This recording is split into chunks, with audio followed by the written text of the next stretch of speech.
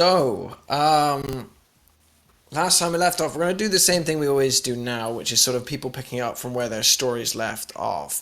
But in a broad term, last time we left off, there was a race. There was some time spent with a woman spent with her wife. There was some questions over the conclusions of a race. There was a punch up, and then you all went home to sleep. So let's go from the very beginning of that. What do you remember from last session? Wait, wait. We doing a monologue or is Do this the a no, do recap it like thing? the recap. Yeah, Oh, recap. Do it. okay. Yeah. What do I remember from last? Wow. Okay. Where to start? Well, Maddie informed Dante about what she and Ned had found. She then asked him to punch her, which he didn't, like a fucking coward. He was like, "Ooh, I'm not punching women." Foreshadowing. Then she went over to, well, the start of the race, and all of her friends, except for the one she hasn't met yet, were watching. So race got started. She got a good head start. Had to shake off a couple of bastards. Um, then one of those bastards got out a shotgun, trying to pepper her with it, but that didn't work. Did hit the car though. She in turn got her own shotgun out, and there was a little bit of gunfire there. She used the nitrous to speed up quite a bit. By the time she drove past the people watching, she got up on the hood of a car and did Uh, some, yeah. or right before it, Yeah. Yeah. Yeah. right before it, got up on the hood of a car and started fixing up things. After which, the race continued, more violence. Car rolled over the finish line, absolutely totaled. Completely right. You were Um, given a deal. Basically, you were yeah, given a hard choice. The choice was to lose the race or to win the race but destroy your car, and you chose to win the race and destroy your car.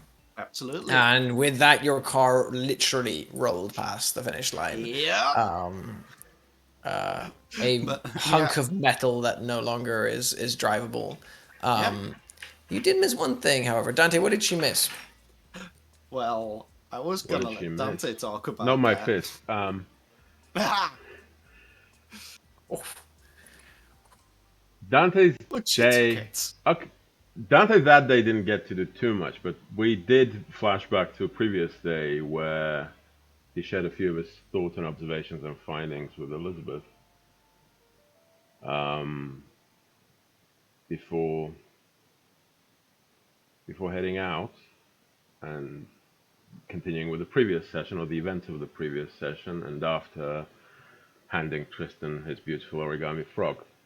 Um, the rest of the day passed by Dante getting a picture from Maddie Nealon of All right. Stephen Niles and a few of his colleagues and his wife, and trying to establish who is on that picture, apart from one face which he did recognize, which belonged to Lawrence O'Callaghan, aka William Redknuckle. He arrived at the race.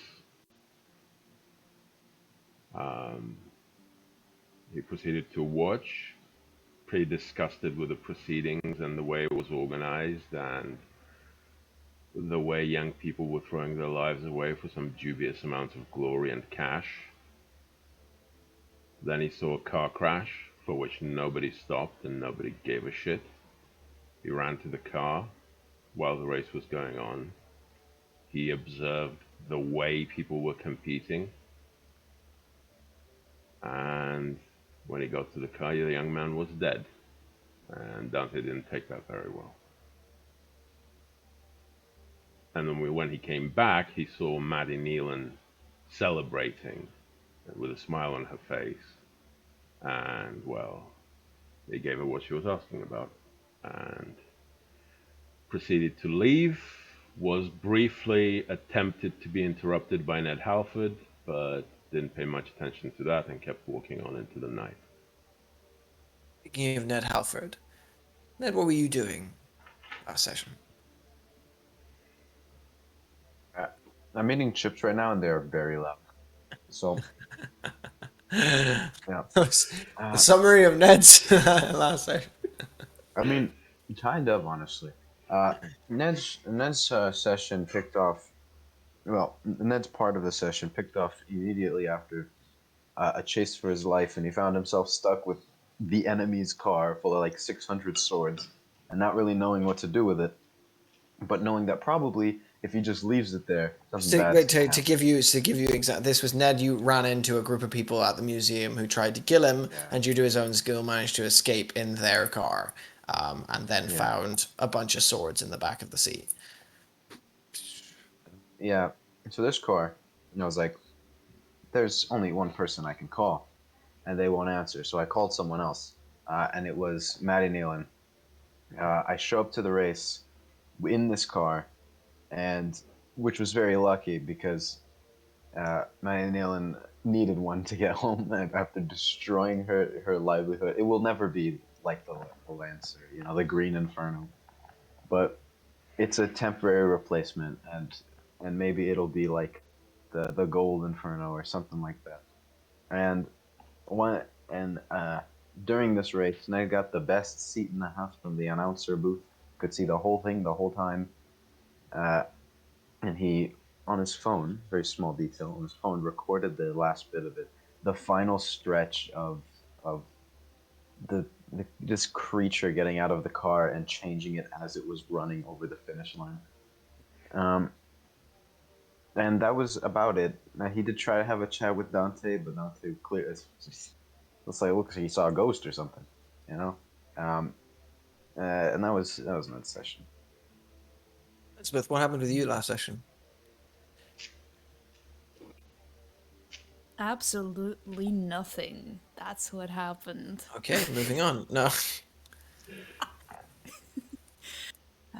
Yeah, but basically, Elizabeth spent well, 2 days technically, I think, quietly at home, um, playing Sudoku, and now and then revealing a few deep, dark secrets between Alice and herself.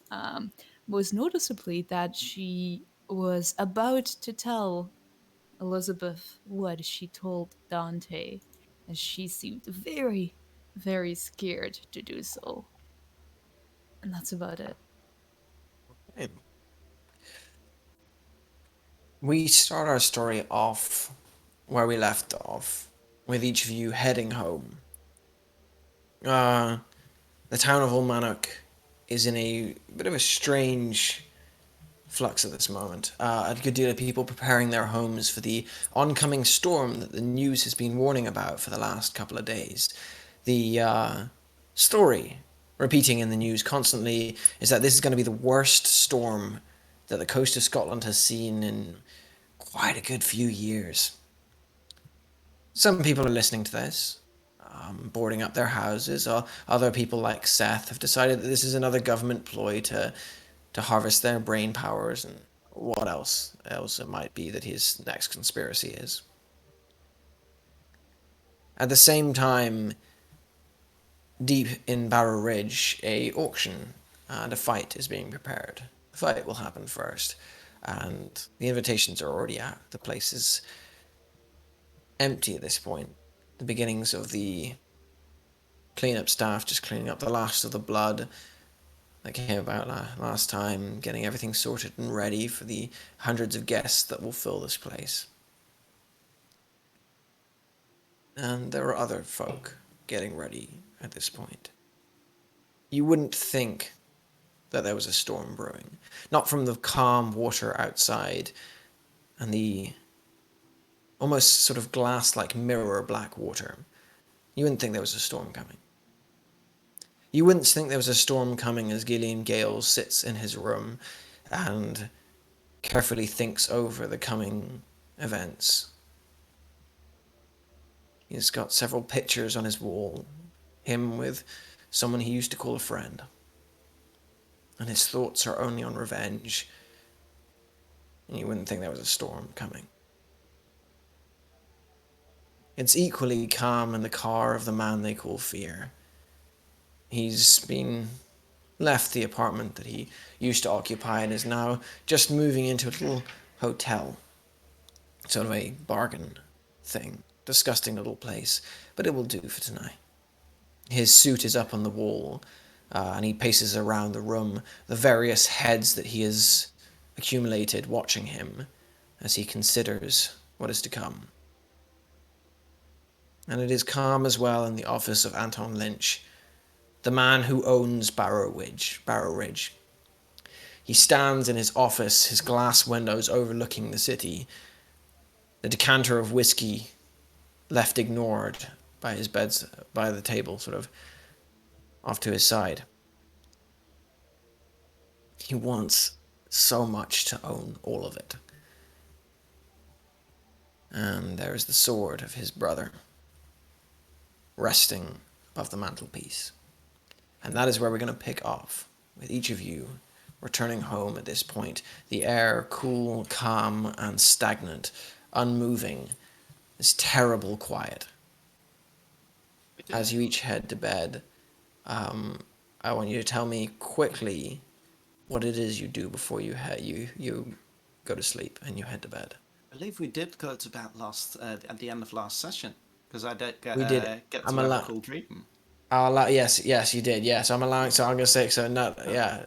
Is there anything you wanted to do before you went to bed? Just really quick, or Not necessarily with Maddie. She just kind of drives a new car into the garage and your new drops car? down on drops down on a bed, fully clothed, and nearly instantly falls asleep. Also got a cool little Oh yeah. monologue prepared. This car, by the way, is the complete antithesis of your Yeah. previous car. This one is sleek, modern, professional, almost like a businessman's car, but it's been done up to be fast, efficient, and it's also got like various sort of bulletproof glasses and stuff in it. I'll work on it. Okay. Ned Yeah. Halford.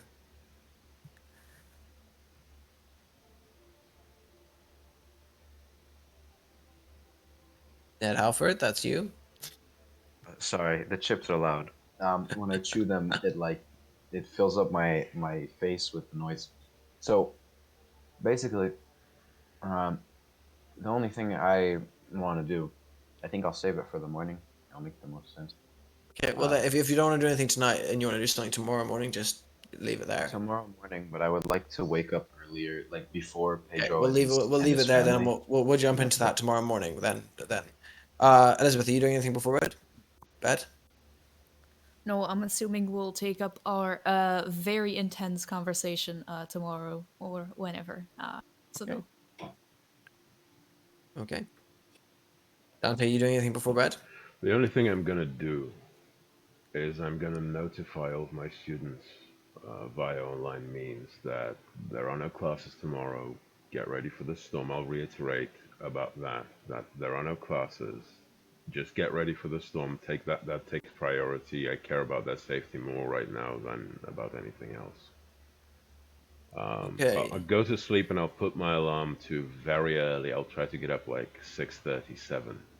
I have a lot of You prep had to do.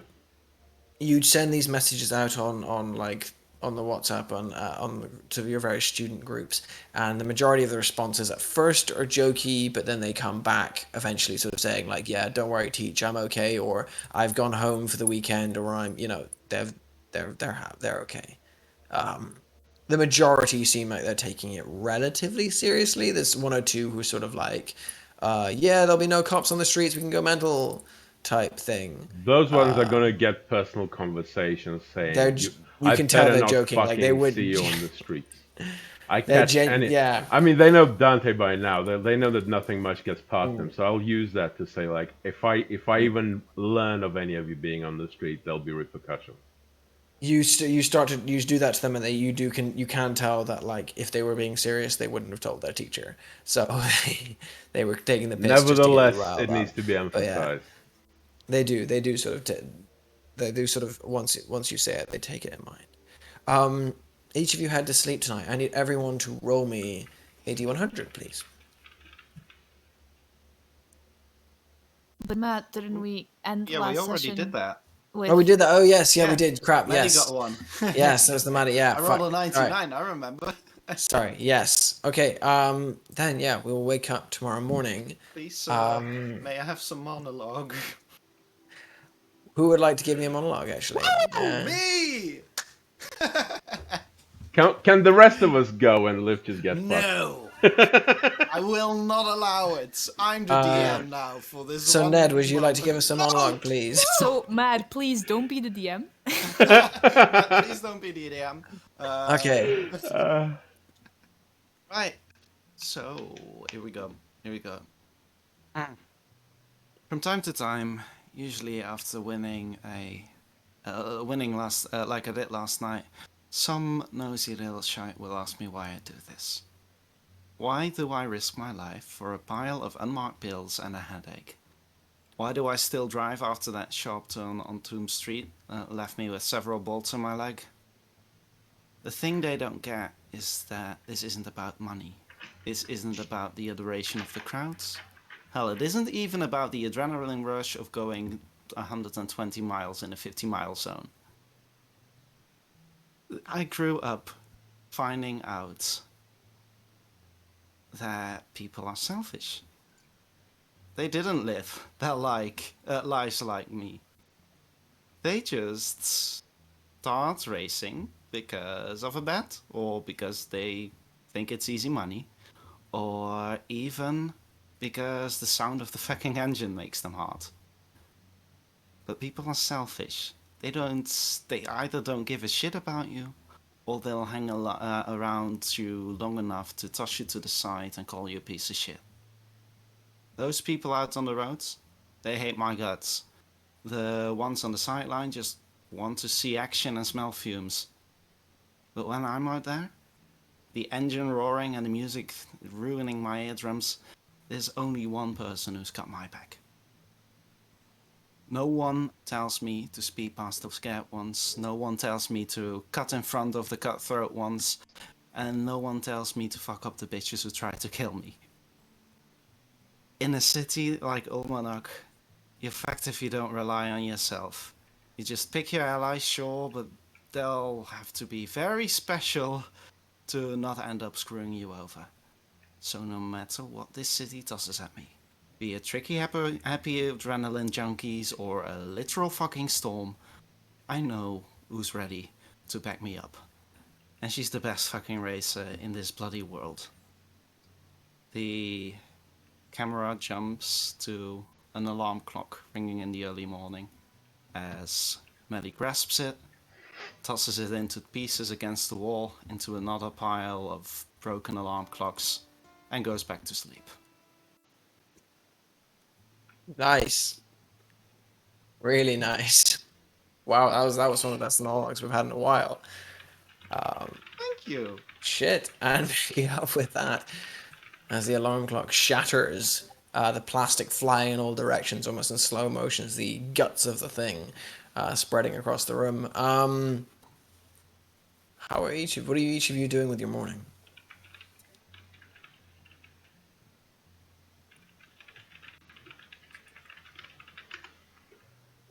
We okay.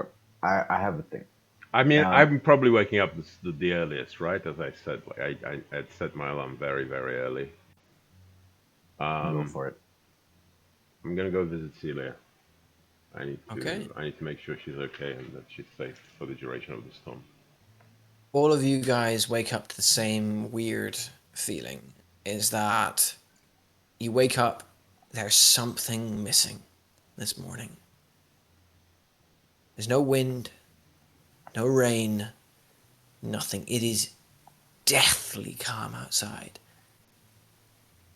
But there's also the absence of everything is all encompassing. There's no birds. There's no anything. There's just quiet. The only thing you can hear is the occasional rumble past of a car, and even that seems slightly embarrassed as if it's breaking this silence, and it shouldn't be. It's noticeable then. It's noticeable. Okay. The quiet is noticeable. All right.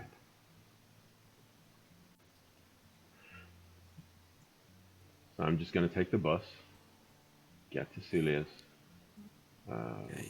buzz the door. We'll start with you then. So as you head your way, you do see that the streets seem pretty abandoned. What people there are weirdly kind of like talking in a whisper, as if they don't even mean to talk in a whisper, but they're just sort of whispering because they're not quite sure. What's the They just bus like? are. Mostly empty. It's a couple of old Eastern European looking women sitting in a corner chatting to one another in a language you don't understand, and they're also whispering, but the bus is mostly empty. Hmm. Okay. Yeah, when I get there, I just buzz the door. You get there. It's one of the first times you've been to Celia's where it's been during the day and not raining. As Yeah. you buzz, you see that the door sort of is already half ajar already. Like the sort of the door to the building is half ajar already, and there's like a guy with a long, weird shaped hat that seems to have like patches of gold on it, but other patches that are not. Is half sleeping against the side of the door with it half open. His like just enjoying the shade of it, but not sort of being brave enough to step fully inside the building. Do I have to disturb him to go in? No, you can step over him. Okay. I'm glad to see that nobody tried to rob him for that hat. I'm really glad to see that. Remembering the state of the mist, you kind of get the feeling that most people that saw the golden hat didn't even clock Doesn't it. exactly Yeah, calculate just yet in exactly those ways, you know. yeah, but I've got So I buzz the yeah. door. Does no one answer? You're out there for a minute, and then you get the sound of the buzzer comes back and goes, yeah. The voice Cassius, of Cassius comes out. Yeah, what's up? it's Dante, mate. Oh, right, yeah. Is your sister awake? Come on up, woman. No, she's sleeping. I had a rough night, but Shit. you can come up though. I'll make Okay. coffee or something. Okay. Fuck, how'd you make coffee?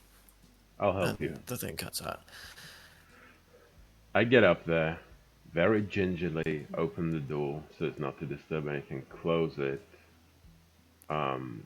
I get. You open the door and the smell of weed hits you quite hard. Okay. There's also like rock music playing, but it's like right down to a really low volume. Um, Cassius is in the kitchen, sort of a blunt in his lips. He's sort of wearing like a mismatch of clothes. That sort of like the one edge of the shirt is out, and he's sort of busy making what looks like an attempt at French toast. Um, as you come, he's like, "Oh, it's you, yeah." No, she's asleep at the moment. But what can I do for you? Okay.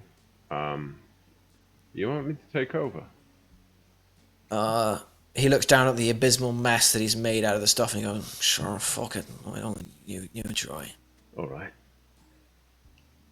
Dante just looks at the thing he cooked. He's like, that needs to go in the bin, mate. All right. Not safe for consumption. So, I'm just checking up on people about this storm that's coming up. You two gonna be all right?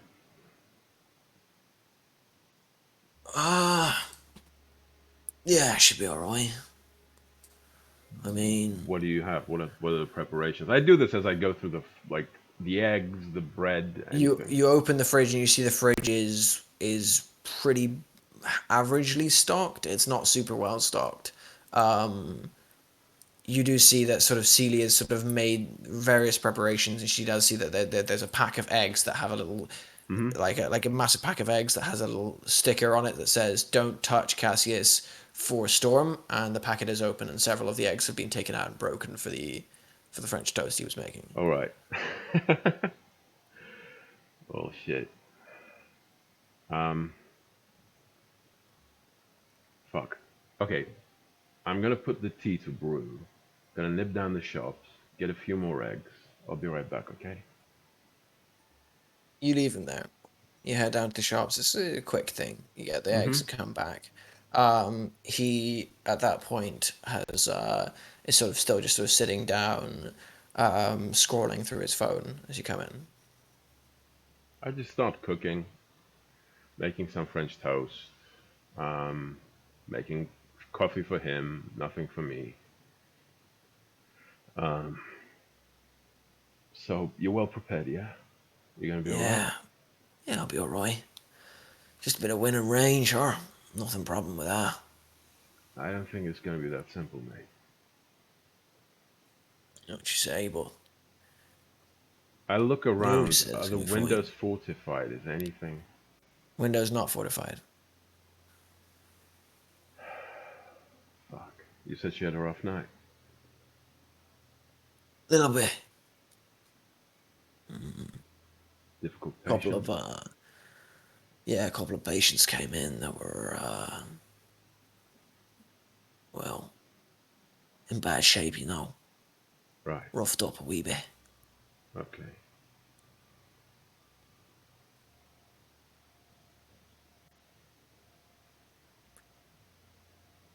Well, you here for like you here to talk to her, or you here to? Just to see that you two are all right. I'm. We're fine. We're all right. We don't need any more help. How are you doing? Fine. I mean, fine you can be, I guess. Okay. I I need to do something. That is, I need to give her the remaining burner phone, but I don't want to leave it at Cassius's. You know what I mean? Like I don't want to Yeah. leave it in his hands. So I guess what I'll do, like while I was in the shops, I will have picked up like wrapping paper or something and wrapped the phone in it with a note that this is how to contact me if you need me. The only wrapping paper you find is like a Transformers Happy 8th Doesn't birthday. matter. Doesn't matter. Yeah. You wrap it Whatever up. whatever they have. Mm. I'll just fish out the wrapped up thing that doesn't look like a phone anymore. For Cassius' sake, can you give her this? It's important. He catches it and goes, "Yeah, sure. Cassius, Yeah. please give her that. It's very important. I don't Alright. want to wake her up right now. Give me a convince check." Ah, this prat.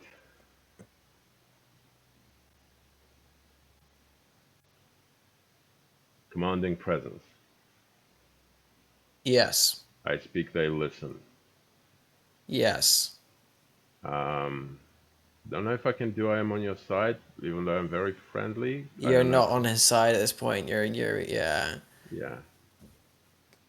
Um, fucking hell. Yeah, it'll have to be with power too.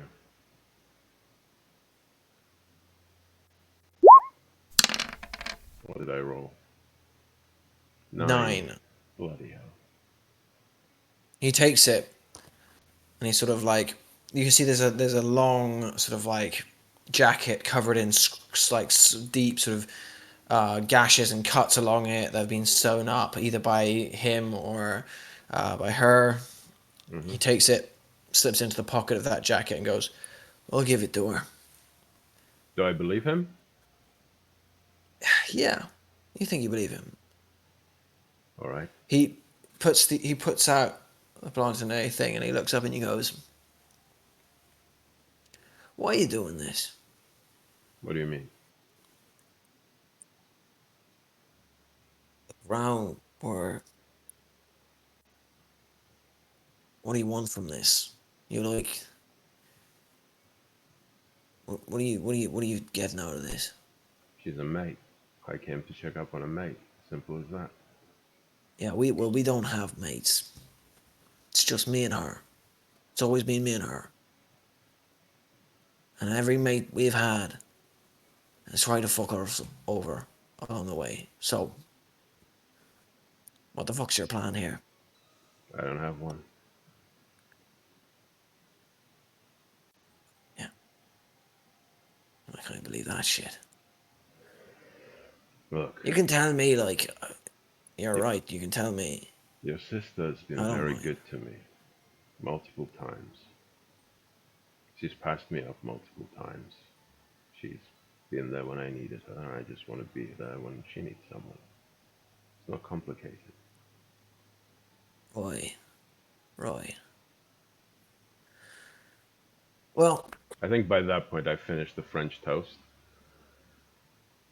you've or yeah, a you've few of them, so they both can have a breakfast. mm, I put the coffee in front of him, and I just say, please give her that. It's extremely important. will do. All right. She'll give you a call if she wants to, or I don't know. Maybe she won't. Yeah. See you around. You too, mate. You leave. You get the sort of the feeling you had in there was it was kind of like like the hangover kind of feeling. Oh, okay. And as you leave, there's a sort of there's an essence of the hangover feeling there, as you leave, and head out the door. What is there you Uh, doing anything else? no. The only thing I want to clarify is that on that specific phone, I just put my number. That's it. Because I Gotcha. don't want to Yeah, compromise her by calling her from my normal phone. yeah. Gotcha. Yeah, that's it. What does everyone else do with their morning?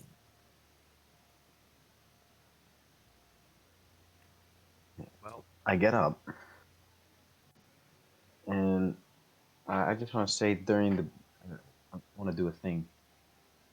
I will save the rest of this morning for flashback material later, but this is just during the morning routine as Tada and Ned are getting ready for the day. And then it's like, By the way, you wake up to the sound of music in your kitchen, and come down and find that yeah, Pedro is downstairs.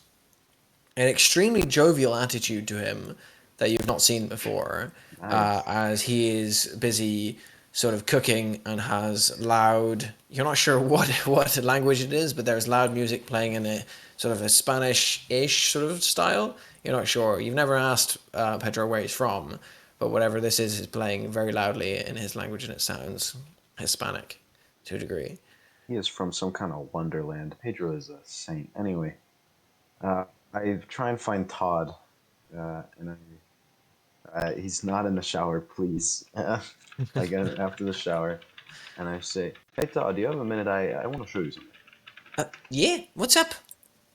I found this video on the internet, and it's really weird. I just want let me know what you see." And I show him the video uh, that I took of the racing event. Oh, well, I see a bunch of cars and they're driving around the street and, oh my, is this, oh, she's getting up on top of the car. That's insane. Is this one of those people are crazy type video? And now she's back in the car. That's quite some talent. Is this Yeah. someone we're looking for the show or something like that? No, I just found it on the internet. It was really weird. Some kind of stunt trick or something. Found it on a forum for a post. I just wanted to let you know what you think. This is just Have pretty you seen the exciting. one with the duck and the monkey? With the no, it's the pig and it's got a monkey riding on its back and it's very funny. I'll get my phone 1 second, and he I goes to can't. go get it.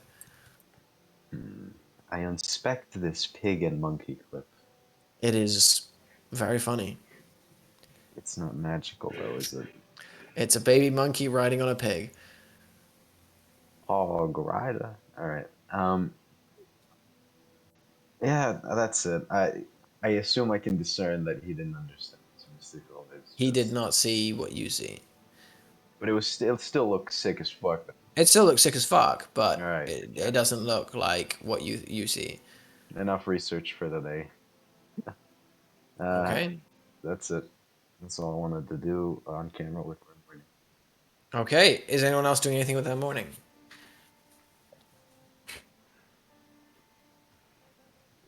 Oh, one thing you will happen with your morning, by the way, Ned, you will receive a message from Arabast saying, it's a voice message. It goes, I hope you're still up for tonight and you've got yourself a very good outfit. Looking forward to seeing you in the flesh, as we've never met before, but yes, meet me. And he rattles off a number of like sort of a road and a street, in Bower Ridge, sort of the lower end of town, almost where Barrow Ridge molds into downtown. He goes, you'll see sort of like almost like a sewage gate that comes into the base of the hill. We'll meet there. Looking forward to it. Send them the thumbs up emoji. Okay. I also relay this information to them.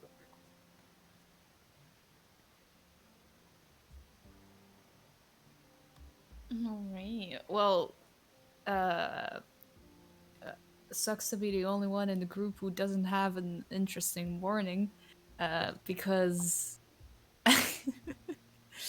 um, because yeah, I think maybe in the back of Elizabeth's mind, she knows that today, if she looks at the calendar or something like that, if she looks at the date, she knows today was a day that Ned invited them to like this fight or whatever.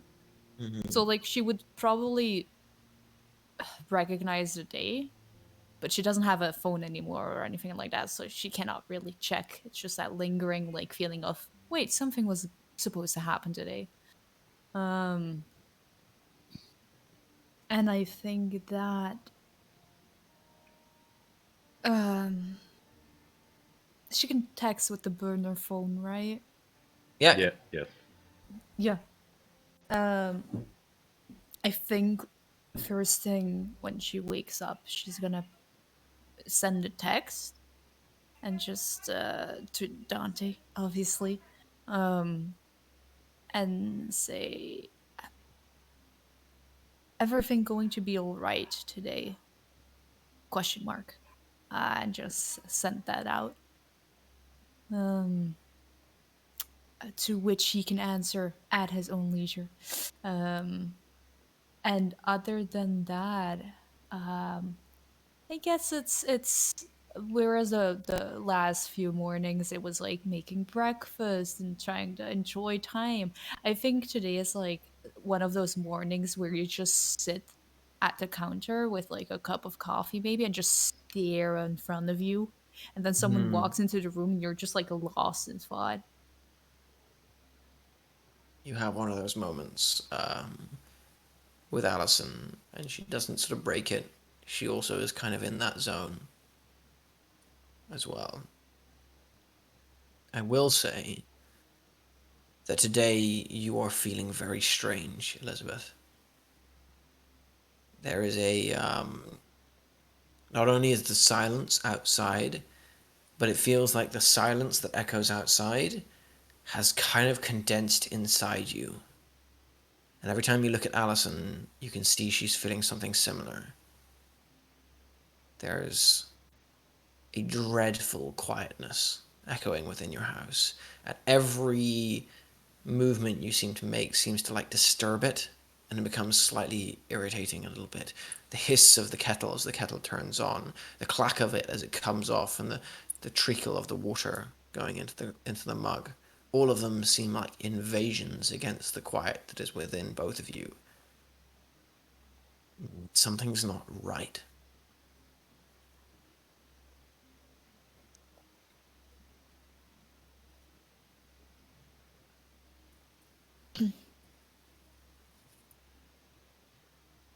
Do we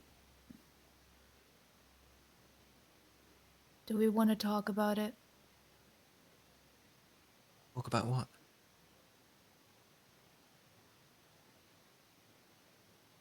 Something's off.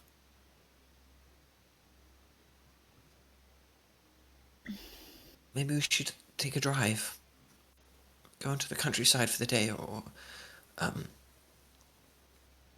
for the weekend. My parents have a cottage right out on the coast. We could go there for the evening, just sort of for the rest of the weekend, and just get away for a bit.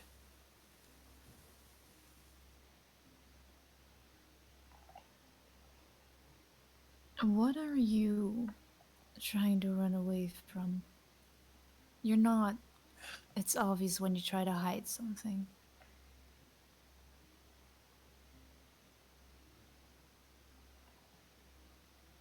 It's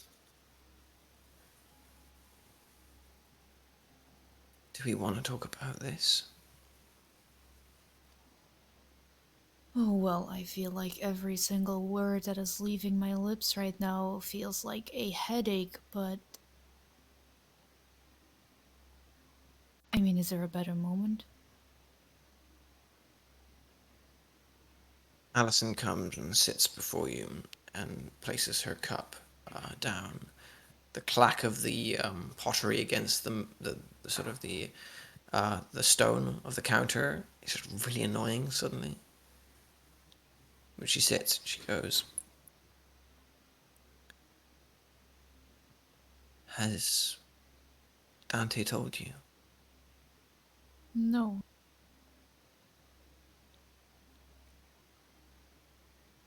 She runs a hand through her hair and she goes, "I wanted to tell you. From the start, I wanted to tell you. I promise. I hoped. I, I thought it would be different, maybe."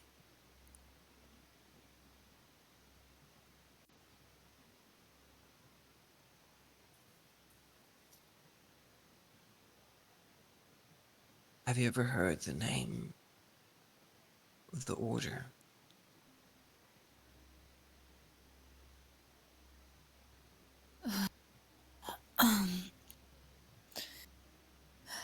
The name got dropped like once or twice. Well, the order is only really one part of their name. The full name is the Order of the Black Waves. They're a group that have been around for a very, very long time. For the council, for the city, or a lot of things. She takes the mug and sips and she goes, "A long time ago, they asked me to join them.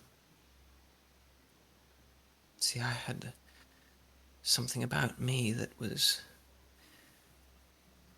something they wanted. People like us come around quite rarely, and well,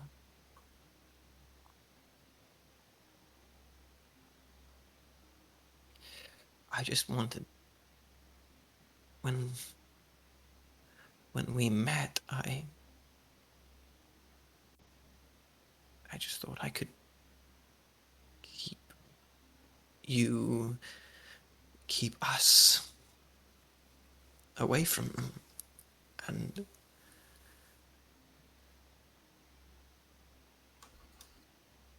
I couldn't.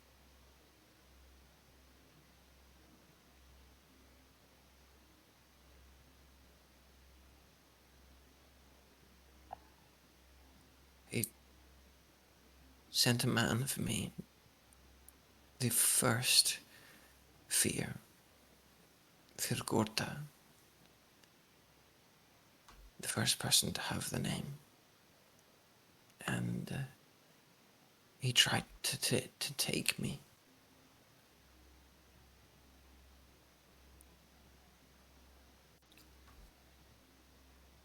I got away from him, and then a good while later I met you, and well, I've been able to figure out how to keep us quiet for a long time after that.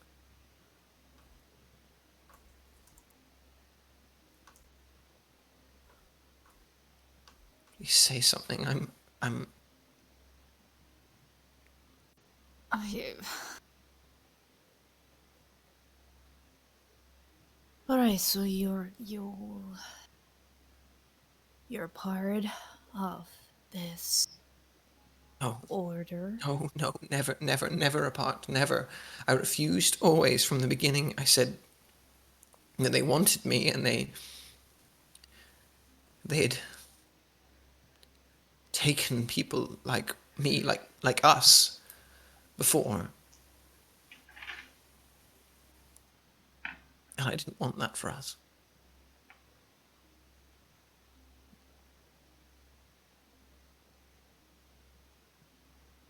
Right, well, what if we skip town? What if every single bullshit thing that has happened here with about us, people like us, what if it's bound to this city? What if we try to leave? What if we just leave it all behind? Hell, maybe even today. I don't know. And you see, like, a great weight sort of seems to sag in her shoulder, and she goes,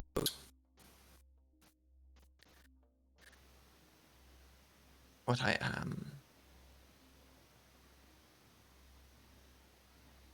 is tied to here.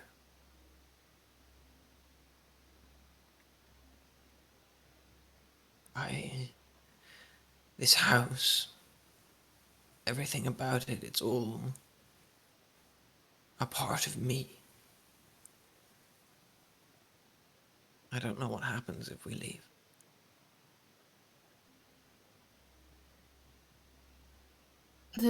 This house. I mean, have you ever tried to? I mean, we didn't live here. You didn't live here because before we came together. I mean, Not the house, it's the home. It's wherever. It's very complicated. It's.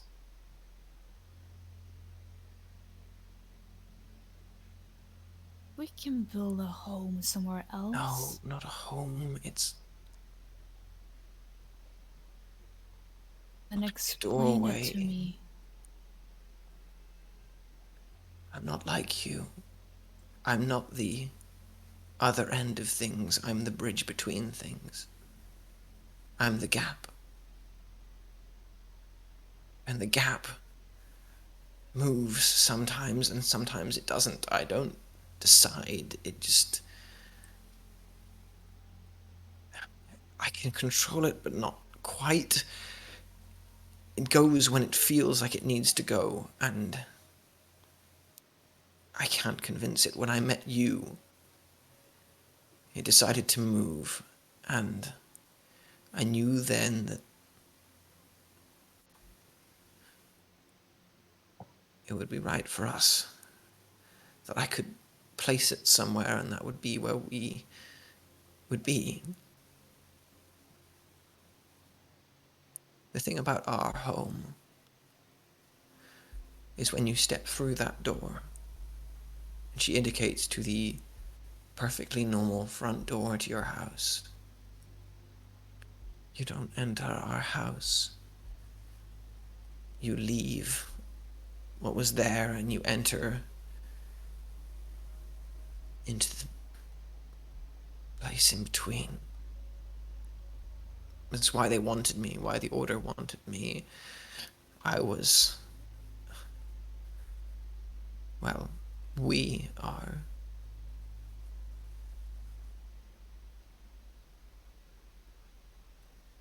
I can't explain it. It's nonsense. It makes no sense. Don't fucking start like that right now. Come on. If it doesn't make fucking sense, I mean, none of this for the past 2 days would have meant anything. I mean, we've been through fucking shit, and now you're gonna say it doesn't make sense? You tell me whatever is on your mind. It doesn't need to make sense when it leaves your mouth. It'll make sense to be. We'll make it make sense.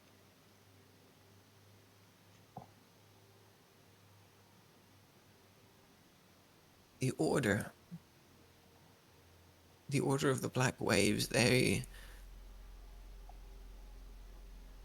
death in all its forms.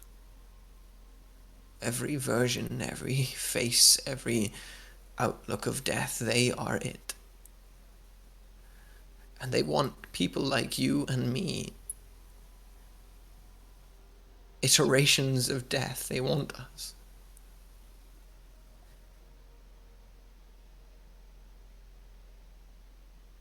That was always the gateway.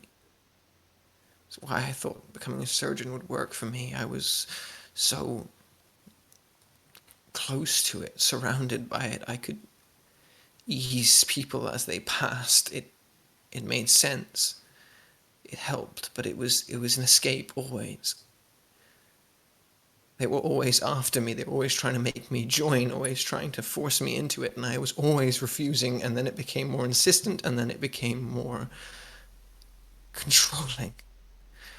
Like they were there constantly trying to pull me into something. And I couldn't say no. Until I found someone who helped me say no, someone who protected me for a while, and then I figured out how to be safe, and once I was safe, I figured out how to make you safe, because when I met you, I knew I had to make you safe. So I did. I did whatever required. I paid whatever deal I had to. And I made you safe. I made us safe.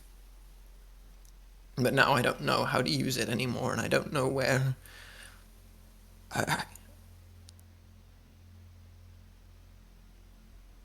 I'm frightened.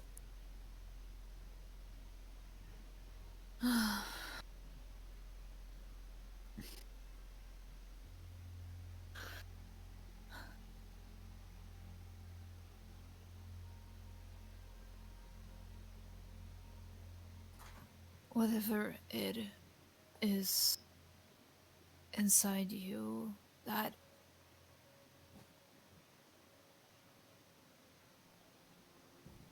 sometimes says it has to leave, sometimes says it has to stay. What is it telling you right now? What let me no. Let me put it this way. Do you need to stay here? And I pulled you out of the water. I broke something.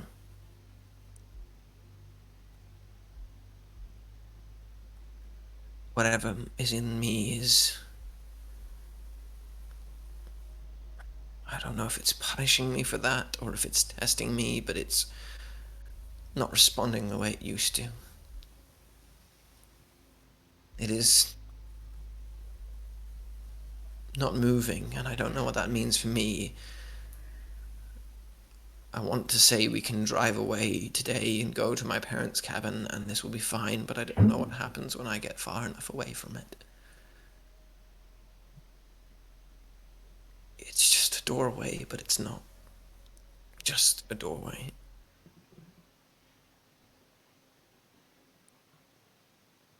Then we stay.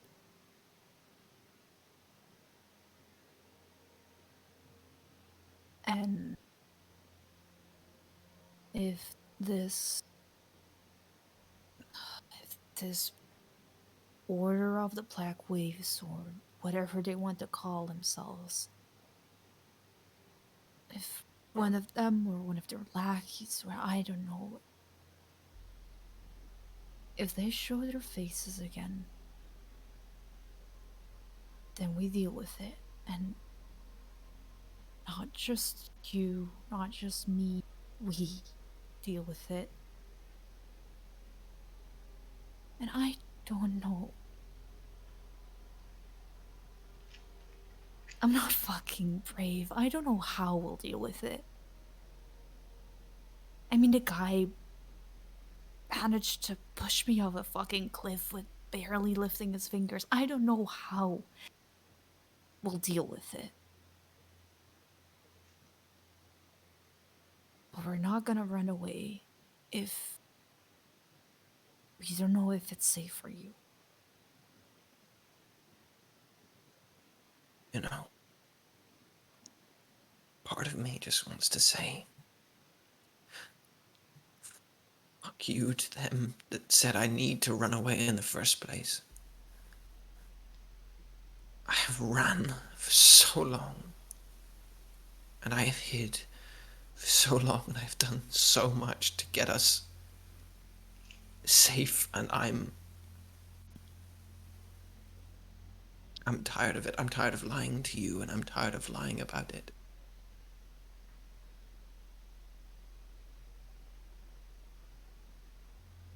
If your choice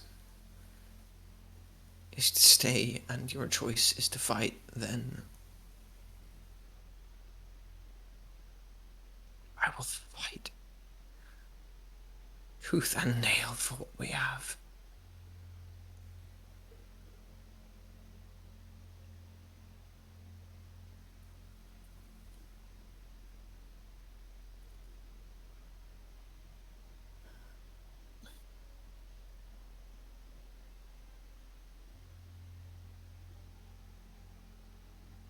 I don't know if we... I'd like to be optimistic and say that with the two of us we can fight it.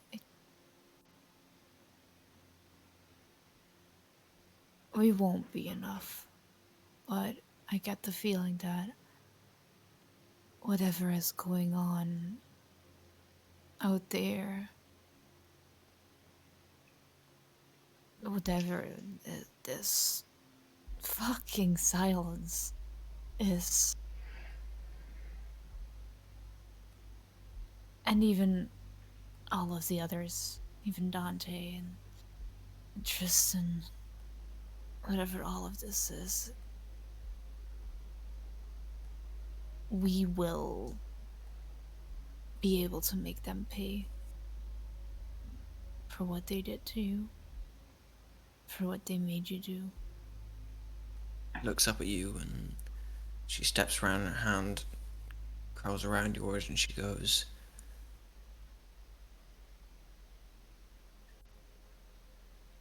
looks outside at the completely lifeless outdoors, not a sound of a cricket or a bird or anything. She goes, you know, when people are about to die, their body sends hormones through them. It's like a relaxation thing. A final glass of whiskey and a farewell before you go. That's what this feels like, but without the whiskey. It's like a kick out the door. And she turns, she meets your eyes again, she goes, I want to fight.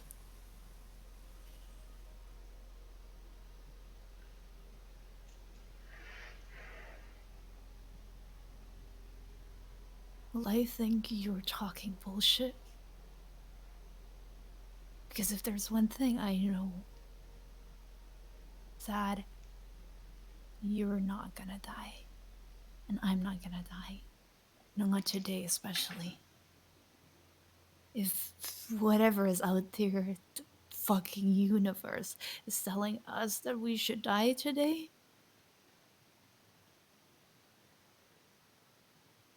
I think we've both proven that the universe can fuck off for another day. She holds you, we leave you there. At that final moment, as the camera spans out, across the town, what is Maddie Nealon doing? Well, Maddie finally wakes up around noon. She gets out of bed feeling stiff as fuck. Still pretty badly beaten from yesterday. And after a big breakfast, let's just call it that, It's everything out of the fridge kind of day. She goes I'm gonna say downstairs. with Oh that yeah. you are gonna heal. You are gonna heal. What conditions do you have? Right now I've got two kablamo and I've got 2 + 1 back crash. I'm gonna say the Kablamo's going down to 0, To and zero. the bad crash is Woo! going down just the 1. Just to 1. Oh, dope. Sweet. And after that, I'm going downstairs, and I knock on the door of my landlady Agatha. Eh? Good morning, Oh, Agatha. You yeah. there? Yeah, I'm here. What's up? You got everything prepared for the storm? There's a sound of approaching steps of the door. You hear like the equivalent of 7 locks being undone, and then the door comes creaking open. You see this hunched over old lady, wrinkled face like a plum, but these 2 eyes that are bright, intelligent, and full of this sort of fierce life. And as she sort of looks, she's like, What do you mean, the storm? There's a storm coming up tomorrow.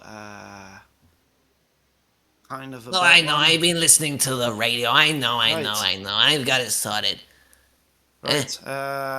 If you need any help just boarding up stuff, just ask. She says as she leans heavily on her cane.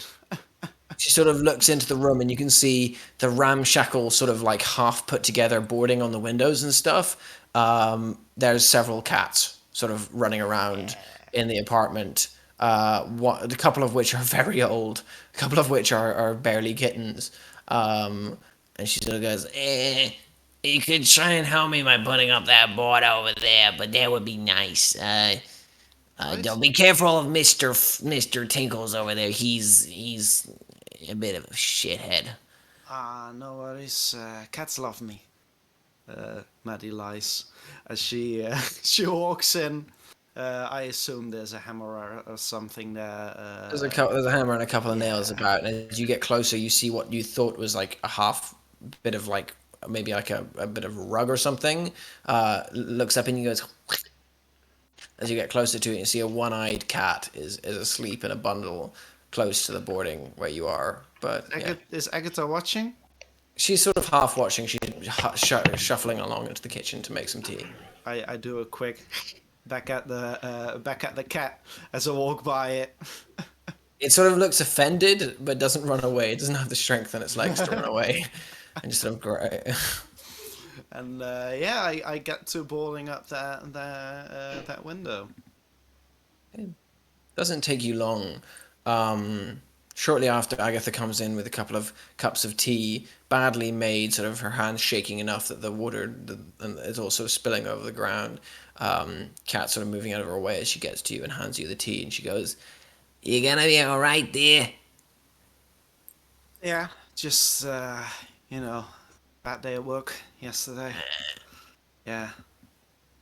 And your boyfriend, how's that one? That big guy that carries around a sword with him, the cosplayer or something like that. He gonna be okay? Oh, he's going to be fine as well. Yes. Wouldn't know how he would not be fine. He is one of the toughest fuckers I know. You two are a cute couple. You're gonna get married soon? Sure, yeah. Don't get married. It's a mistake. Oh, then definitely not. Sure. It's a good girl. You're a good girl. Yeah. And how about you? You? I'm all not set getting up for married the anytime weekend? soon. Oh I'm no, not. No. no, of course not. I mean, you all set for the weekend? You need any groceries or got enough? I think so. I mean, I handled worse weather than this when I was back home, so Really? it's fine for me. To get that bad? Oh yeah. These Europeans, they don't know how to deal with real weather. Well, The snow comes and the whole country closes down. You know what I mean? It's right, disgraceful. yes. It's pretty shit. Honestly, I'm not that worried about the storm. Just making sure the place doesn't overflow. Okay. Well, yeah. Keep it in good condition, cause after you're gone, I gotta rent the place out again. So Oh, of course, of course. You know me. I take good care of my things. She reaches out. She sort of holds your cheek for a moment, sort of looks you around. you been getting in a fight? Just little little workplace accident over at the warehouse. You win? Uh, sure. Let's say I won. How bad's the other guy look? Pretty bad. All right then. All right. Um, as long as the other guy looks worse, you're okay. Oh, they always will. You know All me. right then. And no more driving around in that fancy green car, or you'll kill yourself. You hear? Oh, you won't have to worry about that one. I actually got a new one, much Uh, better. I think greener. Not literally, it, just. it ain't a pussy car, is it? Oh, absolutely not. No, this All is right. another beast, but one that was actually made in Europe. Well, all right then. As long as you don't kill yourself, then just stay safe, dear. I don't think I would be able to. All right then. She sort of Right. goes down into a chair with like all this grunting, like a.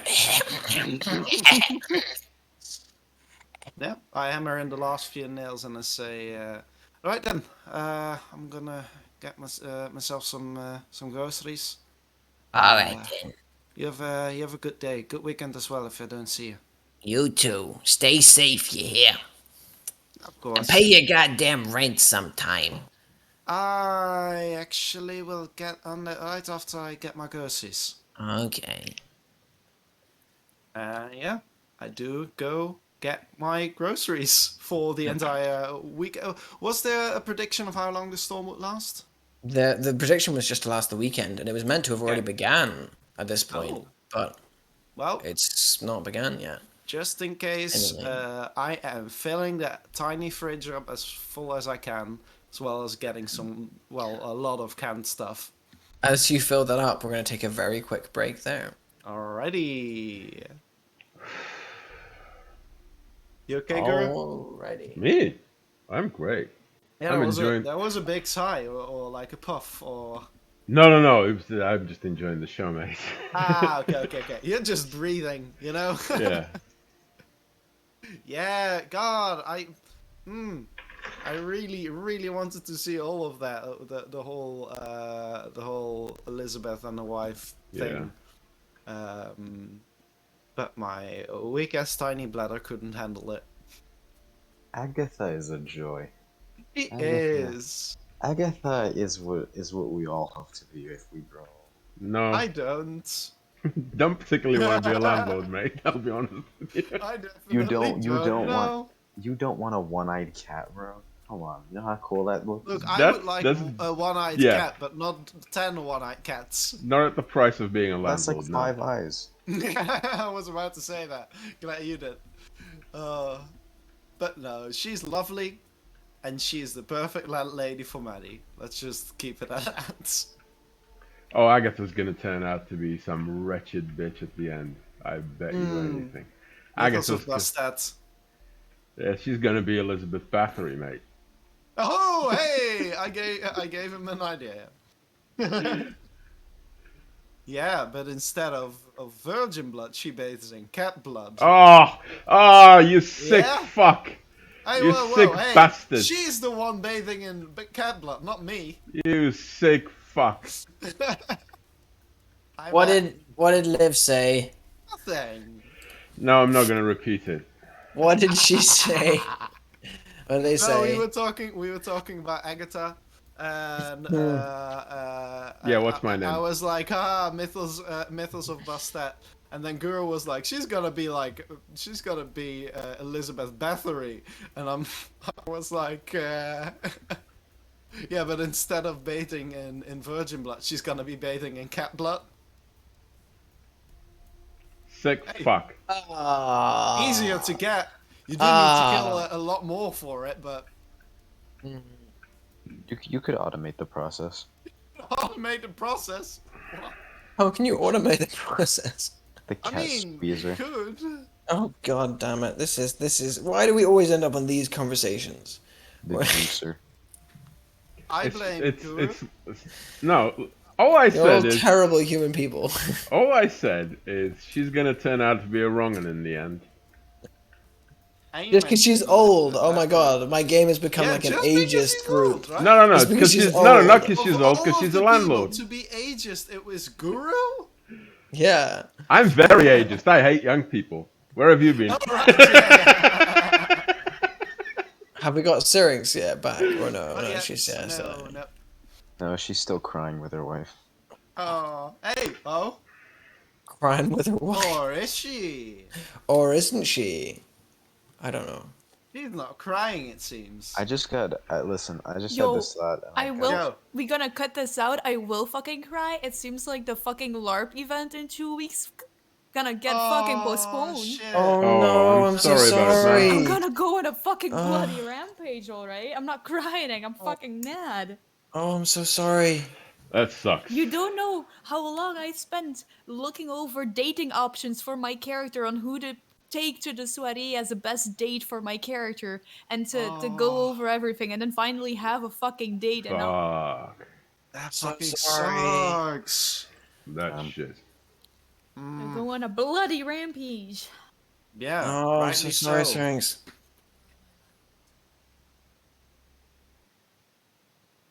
Pass around the Cursing in bowl, though. German. But don't worry about it. Why was I crying? I don't know. You tell us. That's what we were wondering. I wasn't crying. I went to the bathroom and got ice cream. I mean, That is an ice cream appropriate is like response, yeah. the perfect comfort Yep. food. Yeah. We get you though. So It's I fine. just We've all wanted been to there. I just wanted to say, it must be pretty weird being named Liv because every room you go into becomes a living room. Dear God.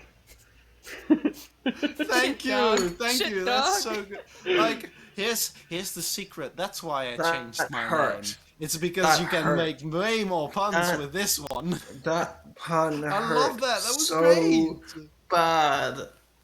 Oh, just moment of euphoria right here. Someone made a Aside pun from with all the my other, name. listen, aside from all the other terrible stuff about that, reading the eulogy for someone named Liv is gonna be pretty awkward. Yes. Oh, that's very good. she That has was happened Liv. in all fairness, that has happened in history. It has, and it will Multiple never again. times. I'm not dying. Multiple times. When I went where I lived in Donegal, there's a Lord, man. There's a man who's the undertaker there in the village, and his full name is so his first name is Bernard, his second name was Shovelin. So he was Bernard Shovelin, the Undertaker. Nominative determinism, mate. It's a thing. Look it up. That's so fucking good. Yeah, I mean, I Mr. know, Shovelin. Now the Yes. body has gone down into the ground. Mr. Shovelin, I'm would you shoveling. mind? Would you mind? Shoveling it in. They probably called him Bernie, right? They probably just called him Bernie. Yeah, probably. Bernie shovels. Bernie Shovelin. Yeah.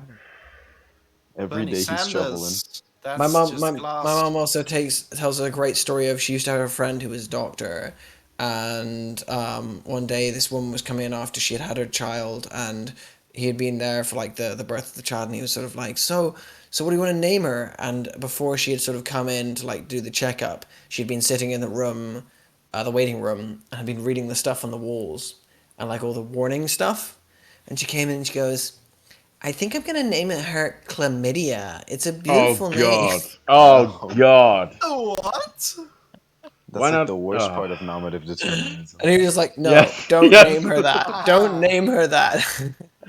Call her rectal cancer. Chlamydia. I mean, Hey, chlamydia Clements. sounds like an elf. Don't let chlamydia catch you. Oh no. Old I would- chlamydia the wise. You know, Chlamydia the Weiss, Chlamydia my the Weiss. favorite Lord of the Rings character. I love that. There's Gandalf, Randolph, and Chlamydia. Yeah, Randolph. Randolph. They call him Randy. You're forgetting about Gandalf. Randolph's from fuck, what's the name? I think it's there's a joke thing of Lord of the Rings, Muddle Earth, but there's Randolph the Wise in that. Oh, Yeah. in my Sims Medieval stream, I made a wizard who was very pretty looking, and we named him. We named him. Glandalf. No, Glandalf. Adolf. Candolf the Gay. The candle of the game. Yeah. We just don't want to play D&D anymore. So we don't want to play City of Mist anymore. We just We want to do. chat, don't we? Okay. Jumping back into game. I'm going to jump you guys all forward Wait. I to have the something to do night. though. Unless there's anything you want To to the do night. with your day to this evening before you head to the fight. What do you want to do? That's plenty. I'm gonna say. I'm sorry. So this like is downtime before the fight. You have the rest of the day, downtime. This is you give me downtime. This is downtime before the fight, but then we're jumping to the fight. I need to figure out a lot of stuff about both Fear and what's his face. First thing I want to ask Okay. you on the way home, because I got interrupted last time by some dickhead, but now the bus is pretty empty. So on the way home from Celia's, I want to get out my phone again and try to look through the faces on that photo that I photographed, and use several apps to age them, to try to look at them in a different way, see Okay. who they might be today. Do I find any Well- face that I recognize? It's a couple that aren't old; they're young, and you recognize them as Asper and Lucia Lemire. Okay. They're not too far from the rest. Both awake, which is a bit odd. Standing side by side. Apart from that, give me a investigate, please. Yen? This is with the use of an app, right? It says with the use of the app. I know, but this even So then. that's looking at it from another angle. Yeah. I'm aging them. Yeah. Doesn't miss a detail. Yep. I'm also, well, that won't help me recognize them. So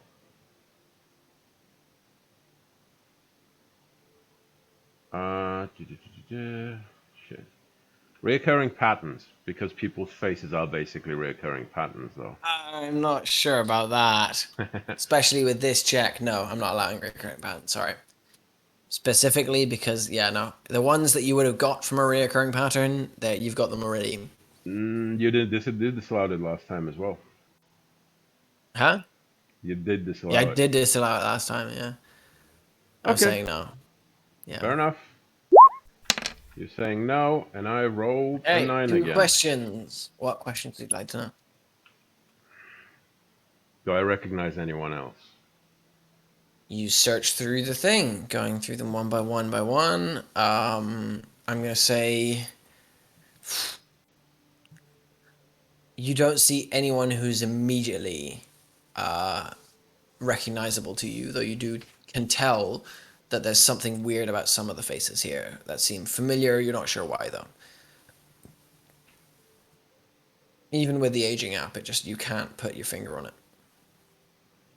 I focus, after that, on the face of Rebecca Niles. And I not just age her, I run her face through different permutations, different apps, try to see if anything at all is familiar about her. If not, I'll try something else about her and about her face, because I'm going to say this is going to be the whole question focusing on Rebecca Niles, see what you can find out about her. You run her face through everything. First thing you find is that you don't know her from anywhere. So the second thing you find is that there's no, after running her through databases and stuff that you have, she barely exists. I didn't tag databases for this. I didn't tag databases for this. So okay. I'm just saying through various apps to change her face here and there. See She if does not look anything recognizable springs. to you. She's definitely not someone you've met before. Okay. Definitely not. Okay. And then I think a few hours later, I'll receive a text from Elizabeth, right? Yes, you will.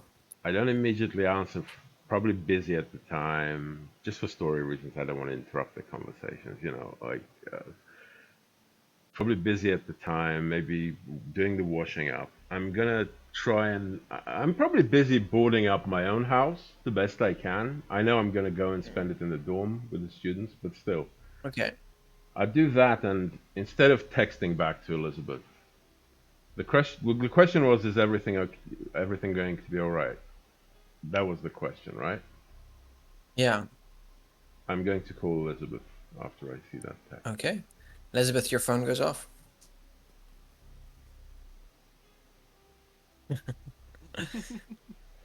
It She's rings for a I bit. It think rings for a wee bit. It rings. Bring, bring, bring, bring. Cuts to Elizabeth's phone. If you want to be my lover, you gotta get with my No, friends. it's a burner phone. It does not have a ringtone. Thank Yep. you very much. I'm joking. I'm kidding with Yeah. you. But yes, no, it's a burner phone. Does not have a ringtone. Uh, it got picked up after a bit of ringing. Yeah, You okay? I was asking you that. You were asking me if everything is going to be okay, which is making me ask you if anything happened. What prompted the question? Weird feeling when waking up. The Ah, whole city being fucking silent. yeah, that. I've been out today. There's barely anyone out there. Seems kind of fucked. I kept you out of it. I told them all that you're still missing. I wasn't able to find you.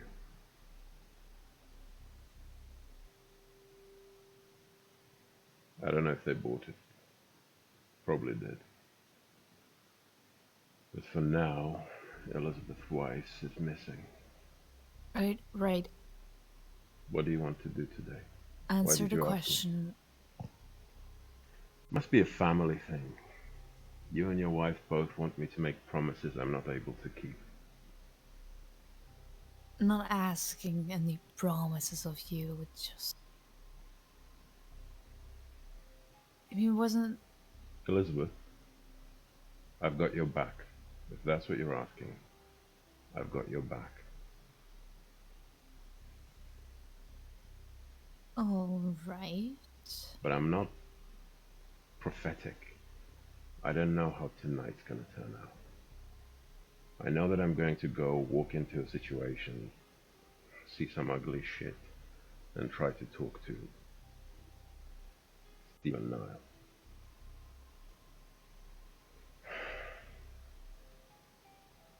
I know I need backup.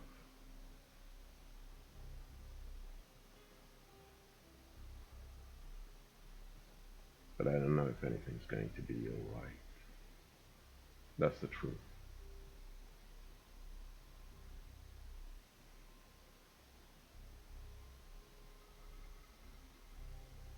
Did we get an address from Ned when he told us about the fight? No, he did not. Ned, did you give an address? It is. I don't want to hear from him, Initially, but I don't think he did. initially. Oh, you did. You're really quiet. I didn't hear any of that. Initially, no. You said that he told me where it was now. Right? Okay. So after you'd said that, I said, I'm sorry. Okay. Yeah, you But did. Dante knows the address though, because Anselm told him. Yeah. He also told you that getting in is pretty fucking hard. Yep. So I do not know the address. You do, because I do. well, oh no, you don't. Well, oh god, you don't have your phone, so you don't. Everyone else does. Yeah, you don't have your phone. It's on the WhatsApp group saying.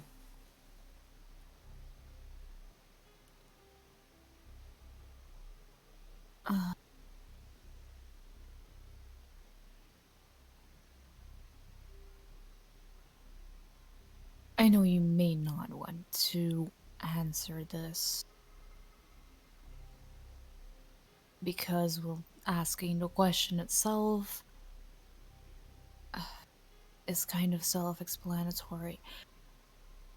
Where is this thing going on tonight?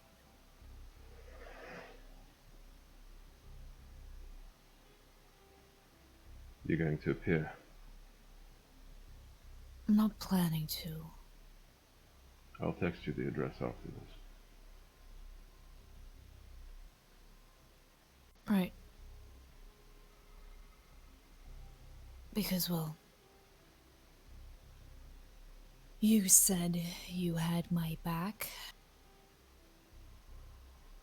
Wouldn't be such a bad friend to say that I also had yours, right? I wouldn't begrudge you if you stayed home today. Yeah, well, Allison and I have already played Yahtzee for too many times, and it kind of gets boring after a while, so we'll see. Maybe we find another one. Right. Look, I don't know how it's going to go there, but it'll be good to have you there. Maybe, thinking a bit ahead, maybe your presence wobbles him a bit. But just in case, do think about some sort of disguise.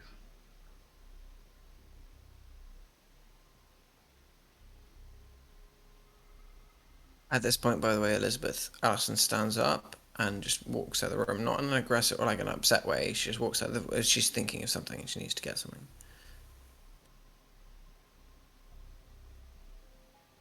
See what happens. All right. I'll see you there. Maybe. If not, I'm gonna assume you stayed home and did the smart thing. All right then. Maybe everything will be all right, but don't hold me to that. Oh, everything will not be alright, but that's not necessarily a bad thing. Take care, Dante. And You too. she hangs up. After this,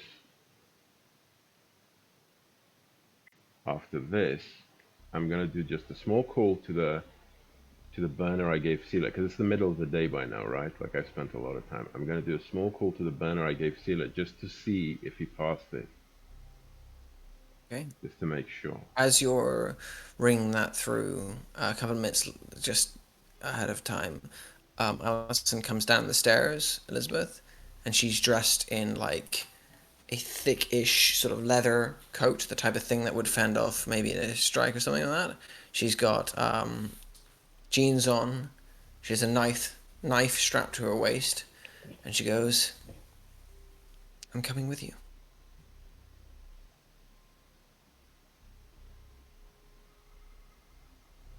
Oh, so we're going. Right. If that's your choice. I mean, I'm not gonna lie, I look pretty good in leather, but You know, I wasn't gonna say it, but,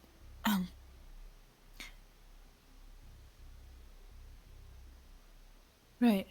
Well, she looks outside through one of the windows.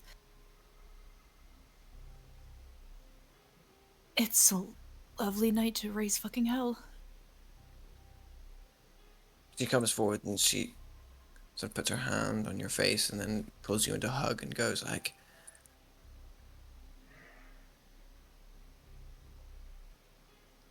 "Hi."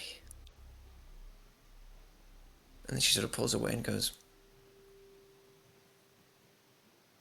Before she could say anything, if she pulls away, then Elizabeth kind of like cups her face and like pulls her closer again and says, "Hey, we're two reincarnations of death. Having a little fight shouldn't be a problem, right? Oh, so. Let's show them real fear.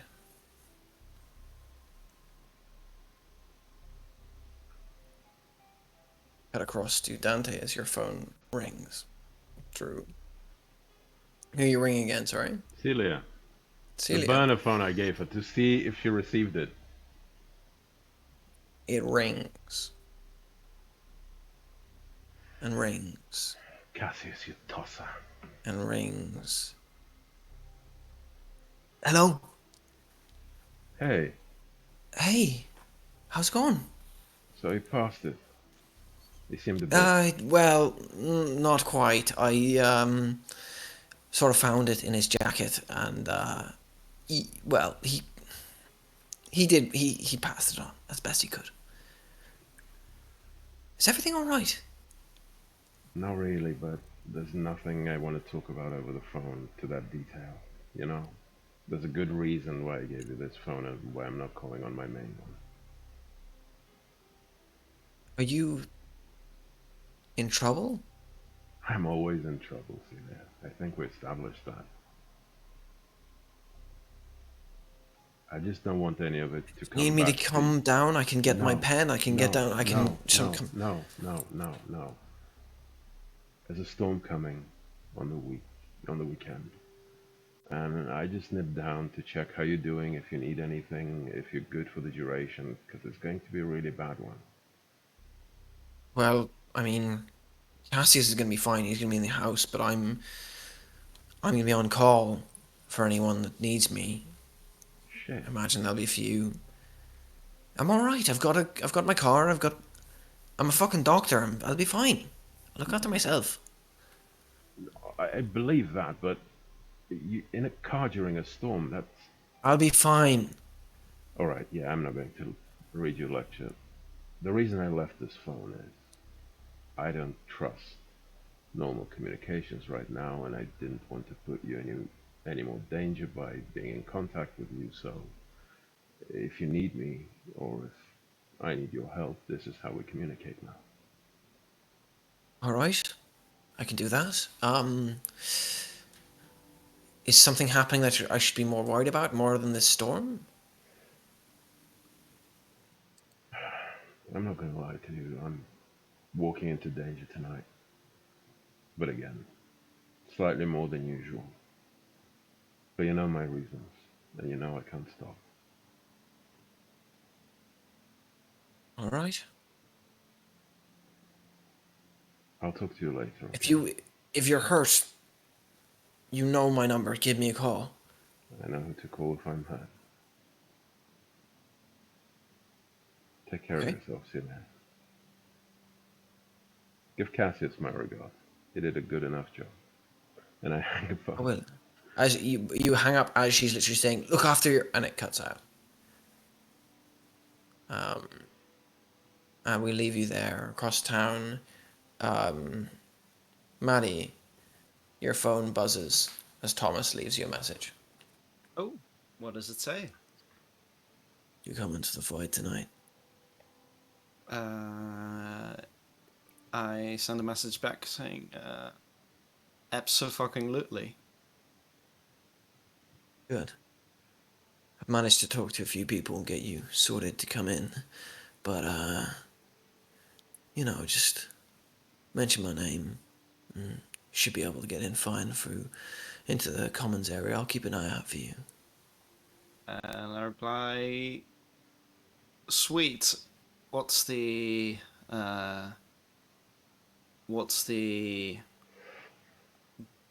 weapons regulations like? Well,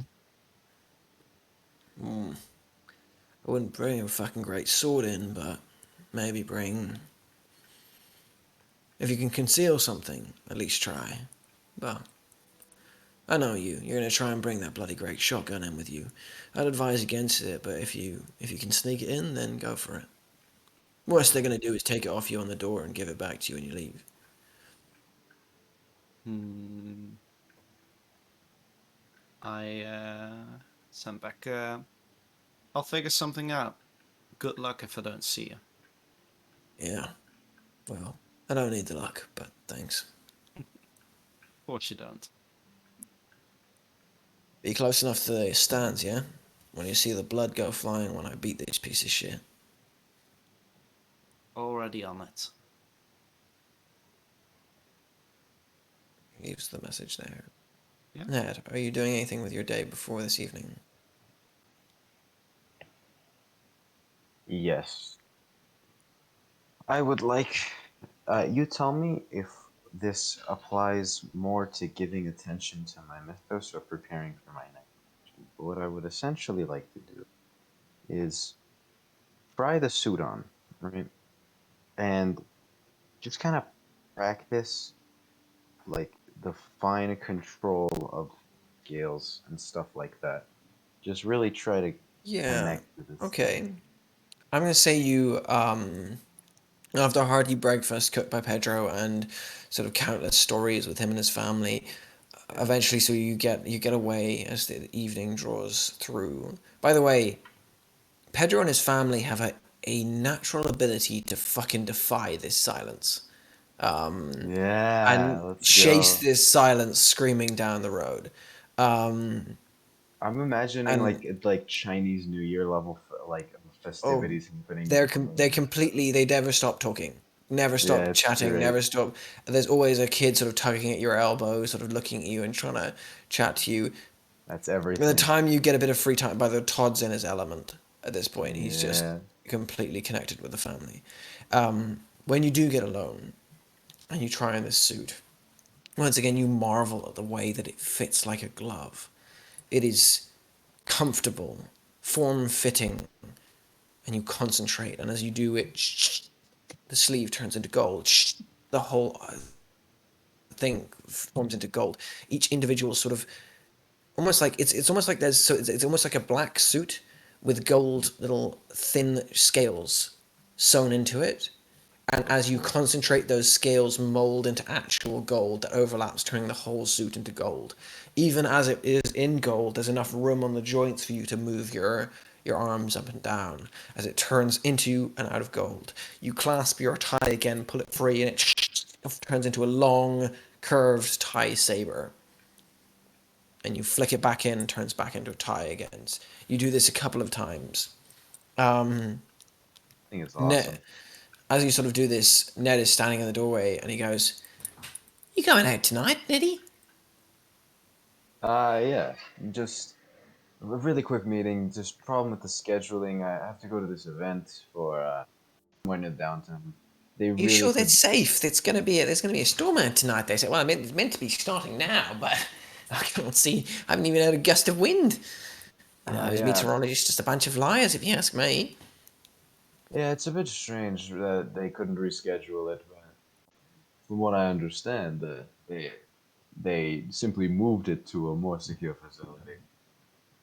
All right. Well, as long as it's all right and it's on the books, then it's good with me. It's an Yeah. interesting suit. Where'd you get that? Is that the one you bought in that store we went to? Yeah, it was. I really like it. It's there's something special about it. You know, it's. I think I might start wearing this. You know, just in general. Well, I mean, if it's between you and Lady Gaga and who wore it better, I'd say probably you. But it's nice. I like it a lot. Yeah, I don't like the smell of rotting meat on me, believe it or not.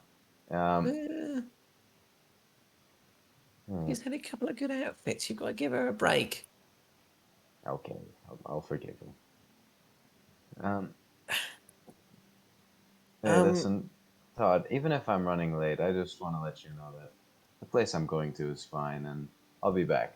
All right. Don't let this storm. You think this storm can beat me? We're good. he looks at you as you say this, and sort of a little crease of worry in his forehead, and he goes, he walks up to you and he goes, Nitty, Yeah. this, you know it's going to be alright. Like, I know, we didn't get the show we quite wanted, and I know we didn't. Well, I know that the conference you had didn't quite go the way you wanted it to, but we're doing well. Like, we're on track. We're all right. You know that, right? We're all right. No words.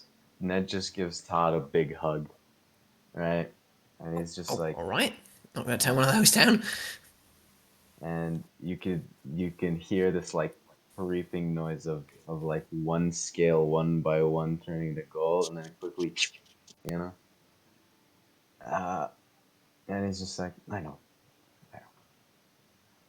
And what I want to try and do is I want to make a roll to uh what the fuck is it called? Hold on. Um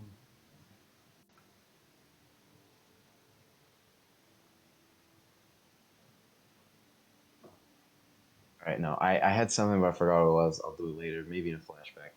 And that's it. I give him a big hug and I say, well, I'm gonna head out.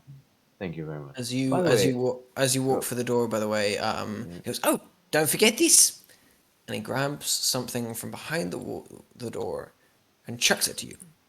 And instinctively you reach out and you catch it in the air, and it's Ned's umbrella. And so it's Todd's umbrella. He goes, Oh, "Just in case it rains." thank you. I almost forgot. And I wanna, as Ned opens the door, he leaves. He's like, "Adios," because they're Spanish, right? They speak Spanish. Um, and he leaves, and from inside his little area here, he pulls out the disguise glasses with the mustache. Slips them on. Game time, baby. Okay, and with that, is anyone else doing anything else before they head to the fight?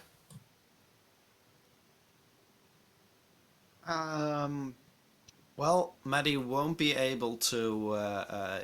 I have been thinking so hard. I can't think of a way to get that son of shotgun in there. So instead, she is going to get a couple of fingerless motorcycle gloves. Perhaps Ned might help her out with that Okay. later on. But that's all she does. Okay, so she's leaving the shotgun behind. She is leaving the shotgun behind Oh, okay. for once. Yeah. Okay. Give Can me an I order of how you guys turn up to the can I Oh, door wait a beneath the minute. hill. Yeah. Before that, Dante does something you probably don't expect him to do at this point. He's going to smokes? be sitting in his room about a couple of hours before he has to turn up to the fight, pondering a few things he's learned, a few things he's considered. He's going to text Ned Halford an address. Just an address. Somewhere in a public park. There's no one on the streets right now. Everywhere's empty, right? Yeah. Doesn't Well, matter. there's not. It's not empty. There's people, but there's very less Somewhere people where than there were. there's basically no one, that type of place. Okay. I'm gonna Okay. text him Gotcha. an address and a time. Nothing else.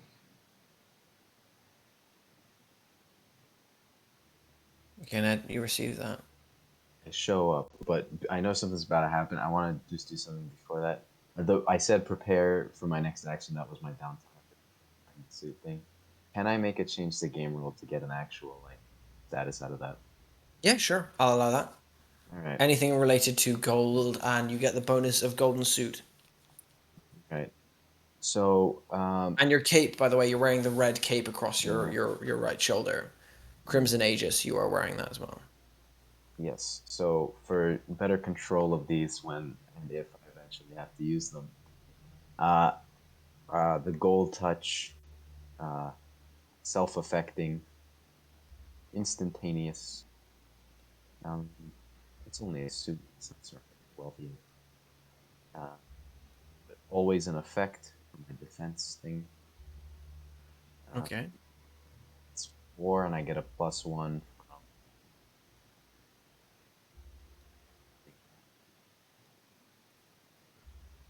And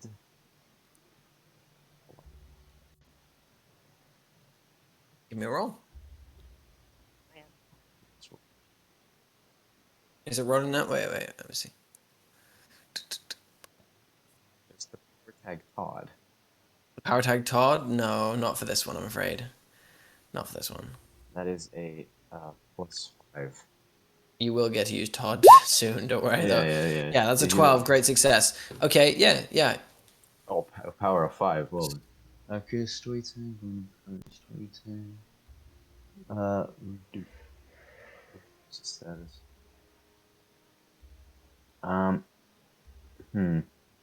So I you would are going to like. need to prolong effect. Any effect you do now, you're going to have to prolong it. I would like to wait. How many do I choose for this? You have 5, so you could do 2 and prolong both those 2, and then have 1 extra to get another improvement that you and me agree on, or... Okay, I would like 2. I would like to I'd like to give myself I would like to prolong the effect, make it ongoing. I would like to hide the effect, and I'd like to make uh, make just the status my suit too, something like that. It'll be my suit 1, so you're making my suit 1, prolonging it, making it hidden. Okay, so you can make it my suit 2, yeah? And then what are you doing with the last one? Oh, no, because Oh, then you'd need to prolong it as well. Yeah, so yeah, yeah. that would be it. That would be it gone. Okay. So you've got a my suit 2 that's prolonged and hidden. All the effect fancy pants. Okay, Mm. okay. Yeah, And you arrive to meet Dante. I arrived to meet Dante. When you arrive there, it's a park. There's not any people there. You quickly find him standing by a bench, just smoking, looking in the distance, straight ahead. Sorry, I take this. I show up with the disguise glasses off. I just wanted to let people know. Dante's just standing there smoking as you approach.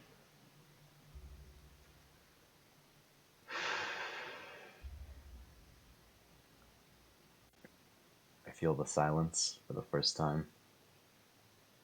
And I walk up and said, "You got any more?"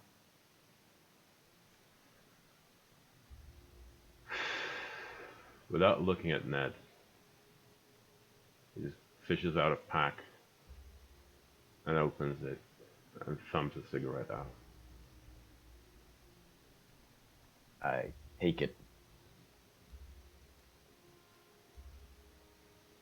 I light it, and I try and smoke it, and it turns to gold. But I ignore it and pretend like I'm smoking it.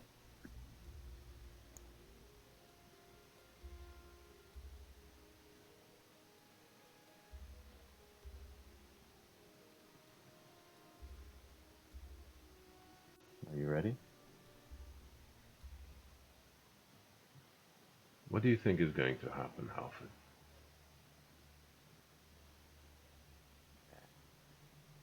There'll be a lot of people who have a lot of different feelings about each other. This is about getting your foot in the door.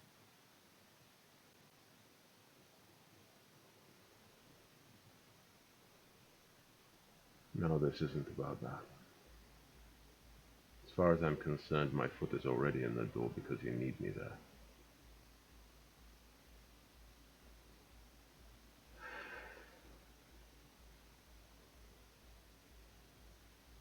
I don't hate you. I just think you're terribly unprepared for everything that's happening. Because I know I'm unprepared. And you're even worse off than I am. Look at me. I got fuck all. Look at you. You ride in a limo. You have everyone at your beck and call. You're the most lost among all of us.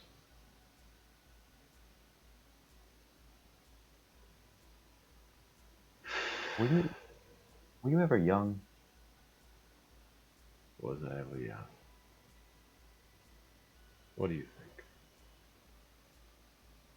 Probably, but it didn't feel like it. No, it was good.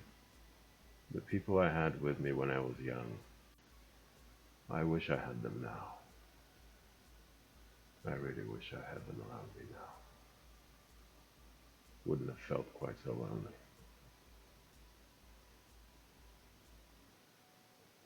You Hey man, I'm realize here. why you're being separated from the rest, right? The thought has occurred to you. Indoctrination? I don't know. But all I heard is you have some mysterious benefactor. By the way, speaking through this, Dante's still not looking at Ned. It's just Yeah. sideways. You have some mysterious benefactor. They are furnishing you with enough passes to get us all in. That, in and of itself, is already suspicious. They're also separating you from the rest of the group. So it's either a trap or you're going to get an offer.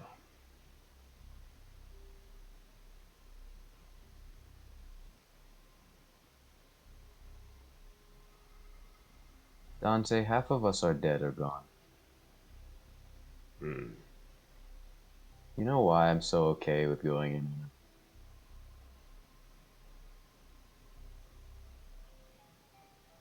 That just takes a drag. There's no reason to answer a question that doesn't require an answer. Well, you took an axe to the chest.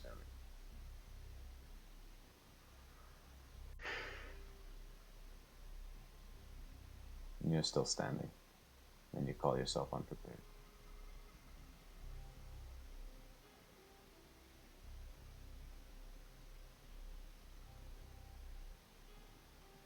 I didn't call myself unprepared. I call myself underprepared. We're not ready for what's coming. We don't know enough.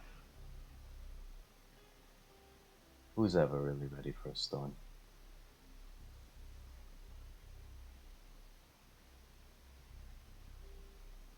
I asked you a long time ago if you knew what it was like to be hungry, really starving. You know what it's like to be dying, Halford? To lie Hello. there in the pool of your own blood and shit. I'm lying there in a pool of someone else's. Sorry, you're cutting out now and then, shnaided. I Yeah, barely heard. I know what it's like to be sitting in someone else's. Yeah, I bet you do. Not to sound like a Bond villain, but we're not so different, you and I. Really? Yeah. I watched you point at the body of a man who gave his life defending yours and crack jokes over it.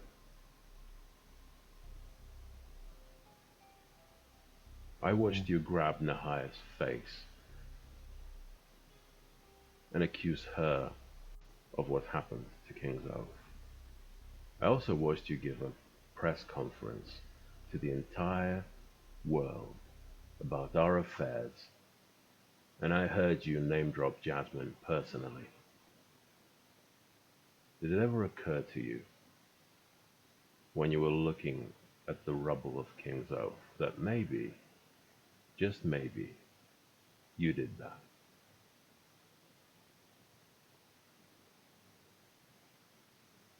No, it didn't.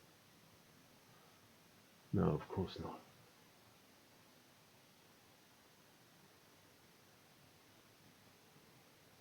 Well, I'm so terribly sorry I have the respect for people to think that they stand behind their actions. And there isn't anything wrong with telling them because they're the ones who chose to do what they did. Are you So daft? no, If you needed Jasmine Wright to pay for what she did, then why the fuck were you pissing fire about her disappearance? You have to choose one or the other. Either you're pissed off she went away and we have to find her because she's part of the group, or, you know what, this isn't what fucking matters. What matters is today you're going to walk in there, get up, and be alone with her.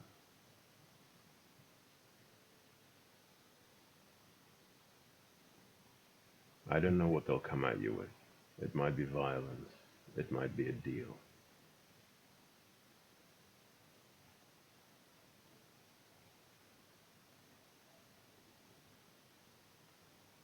It's so quiet, isn't it?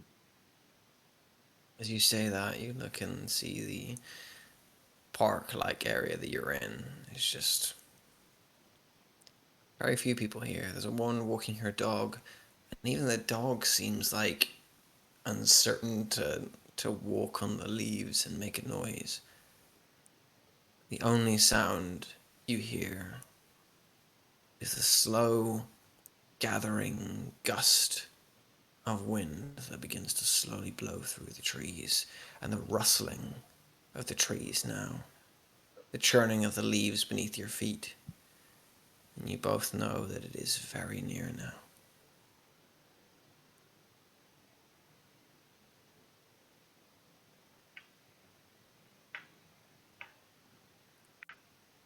I feel like there's something I have to say right now. I don't know what it is. I feel like that if we continue, and I haven't said it, something very bad is, but I don't know what it is.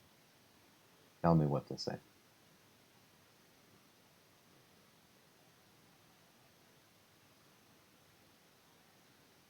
Say yes. When they come to you, when they tell you to turn on us, say yes. We're gonna leave you there. I don't want to know what Ned says yet. We're gonna jump back to that in a cutscene whenever you need to say whatever it is you said. Say Ned. Is We're right gonna now a cut. bad moment to say that I have an I no sorry that I have an idea of how I want to spend my downtime preparing for my next action. Go for it. I think that it counts to prepare for my next activity by passionately making out with my wife, knowing that she's also a reincarnation of death. You passionately make out with your wife, and as you do, the camera is going to slowly flip between that moment you kissing Alison, the taste of her lips against yours, her body against yours, as you kiss her and hold her, and just know that this is going to be the last time you get, possibly for a while. But we'll leave you there. Cut across to Ned Halford as he dons his suit and pulls back on his jacket and gets into his car. As the limo begins to drive off, Pedro in the front seat turns back to you and sort of just goes, "Okay, sir. You ready?" Oh, I'm ready. I'm very ready. Pedro presses on the accelerator and you drive off. Across town, Maddie Nealon is putting on her kit one by one, putting on her gear. What are you doing, Maddie? Well, yeah, just putting on the aviator jacket, getting those gloves that it talks about. She's not really looking different than usual, other than the gloves. And after that, well, getting. Oh, she does leave. Push an envelope with her rent money under the door of a landlady, and after that, she goes over to well, to the fight. I mean, Okay. yeah, she's You expectant now. you go and you open up your garage, the door rolling upwards as you view your new, undamaged, unedited though Yeah. car. Um, a Quick very question. fancy sort of smart car type. Yeah. Go. Um, the swords, because there were a lot of swords in there. Oh, Were they're they still like in there. well hidden, or are they They're all just beneath the seats. They're well hidden. Yeah. okay? Great. In that case, I'm keeping them there. Yeah. Okay. You hammer into the front seat and head off as you drive down in your brand new car Is towards the the display destination. still gold? Like the little nav tech thing? There's specks of gold on it, but no, Hmm. Okay, it's so no it longer means completely gold. But there are definitely specks of gold on it. as she drives down the road. After finishing making out, Elizabeth and Alison have finally broken apart. And together, arm in arm, they head out the door. And are you heading to the fight? Yes. Alison just sort of, her hand curls around yours and she just goes, just sort of nods to you. And leads you towards the car. And you get in, and together you drive towards the destination. Dante, are you going to After fight? that conversation with Ned, he'll just, after he said say yes, that's it. Dante will just chuck the cigarette in the bin without looking at Ned, turn around and head home. When I head home, I just get my game attitude on, I guess. Put on some gloves, take down everything that is wobbly or in any danger of. I mean, the storm is Yeah, tomorrow. I don't need to do it today. So what I yeah, will actually do is for my montage, I will spend the last 2 hours basically chasing all my students one by one if I have to, yeah. and convincing them to stay indoors, to study indoors, to stay in big groups. Always have someone with you, just in case anything happens. So someone could call A&E, someone could call paramedics, etc. I think that's attention to my um, training theme. I like that. Oh, I can pick a tag or something. Nice. Okay. Um, And then what after that, you heading? after that? Put my gloves on, kind of look at the rifle, um, at the on the wall, look around, shut the lights, and head on over. What else is there to do? Okay. And with that, each of you will make your way. It's a quiet drive. Each of you in your cars or on the bus or however you get there, it is a quiet drive. When you enter when you enter into Barrow Ridge, the town is similarly empty as you would expect, though a small gathering of people have arrived close to the destination you are. There's a small little cafe to your right, a rusty looking thrift shop that's sort of stylish in its own way on the left, and as you get closer, there's like a congregation of people, what small amount of them there are, walking one by one into a gate built right into the base of what looks like a hill. If you've ever been to somewhere like Paris or something where it has like a hill in the middle of the town, they have stairs going up. This just looks like a gate that leads nowhere. It's almost like an indescript gate going to nowhere. Sort of thing you walk past 100,000 times a day and you never even see. But as you get closer to it, and as the people are heading into it, you see that no one else is noticing it.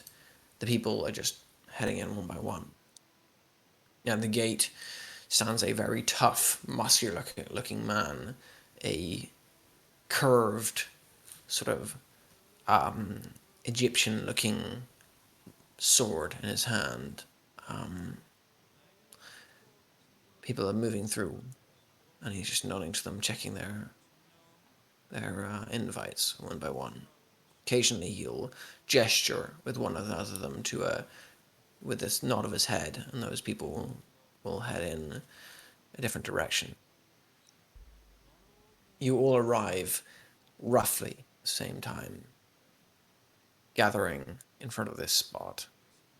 Nahia has gathered there too. She's gets out of her car as you all stand before the gate leading into the base of Barrow Ridge, the actual Barrow. The wind is building and building to become more powerful now, and you can feel it. The storm is coming, properly coming now. anything you would like to do Is before you step in. Elizabeth is Elizabeth there as well? Elizabeth, how do you arrive?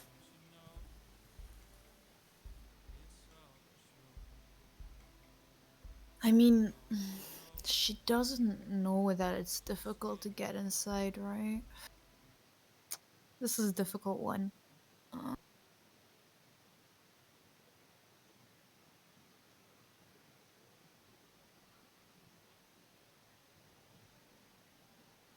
Uh, I think she will wait. Um, wait a few like blocks away with the car, and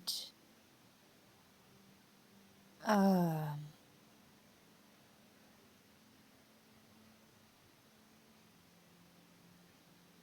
call. I guess calling will be faster and would make more sense to call Dante on that moment. Okay. You I, call I think, Dante. I think I will arrive a bit sooner than others, just to see who's going in, and I will see. Maybe I will miss her car. You tell me, but I will pick up the phone. I'm gonna What's say up? you pick up the phone. You don't see your car at this point. Mm-hmm. A lot of cars are stopping Yeah, here. yeah, yeah. Fair enough. All right. Can't say you didn't expect this. How are people getting in?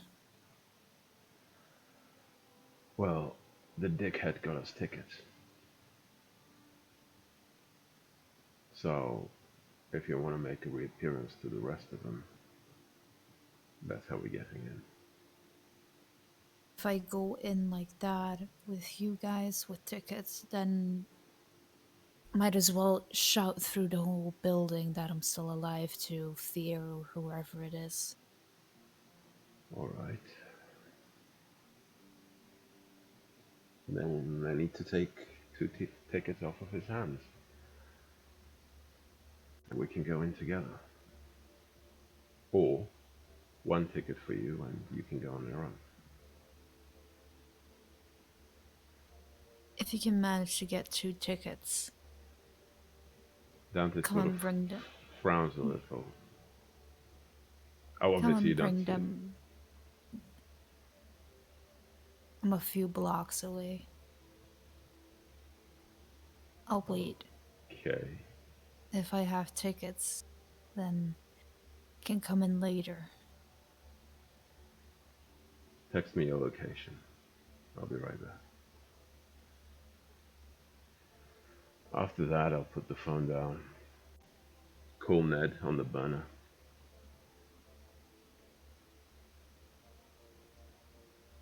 I pick up. Need 3 tickets. Oh, okay.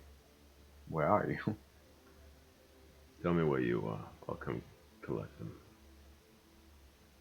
I wanted to be the first to arrive. I'm not sure. Is this possible? Yeah, I'm All gonna right. say okay. Yeah, if you wanted to be the first to arrive by a bit, you will have arrived, and you'll have seen that Arbalest is waiting outside. You're not sure why you recognize him. Them. They're not. They're a strange-looking person.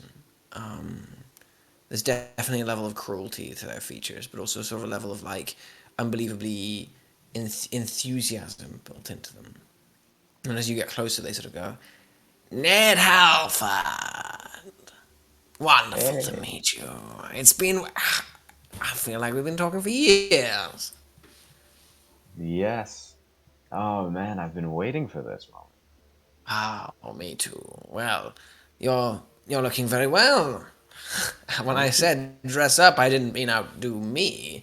And you see he's sort of wearing like a blue linen sort of shirt with like a little bit of a half cape on, and it's very sort of over the top, but not quite. It's not quite measuring up to your. It's not quite like as well put together as your suit. And he's like, I didn't mean outdo me, but quite impressed. Is this Where'd you get this? You know, just a little store at the mall. Um, I just couldn't help myself. I saw the thing and it was calling my name. Ah, you're a cruel bastard. You just wanted to outdo me, didn't you? I can't help myself. It's just what I do. Are you alone? Not bringing in friends with you? Oh, I am, but they're just a bit late. No problem. I have the They tickets. can't be let into the box, but I can get them into the lower floor. How many do you need? Um. Did the call Okay. happen Well. before this or after? Because I would have specified how many. This is happening before. Okay. Before. Yeah. I. I 6. The fine. Okay. Yeah, yeah, you Why have. would you know 6? Yeah, no, no, you don't know. You wouldn't You know don't know. 6. Exactly. Don't metagame.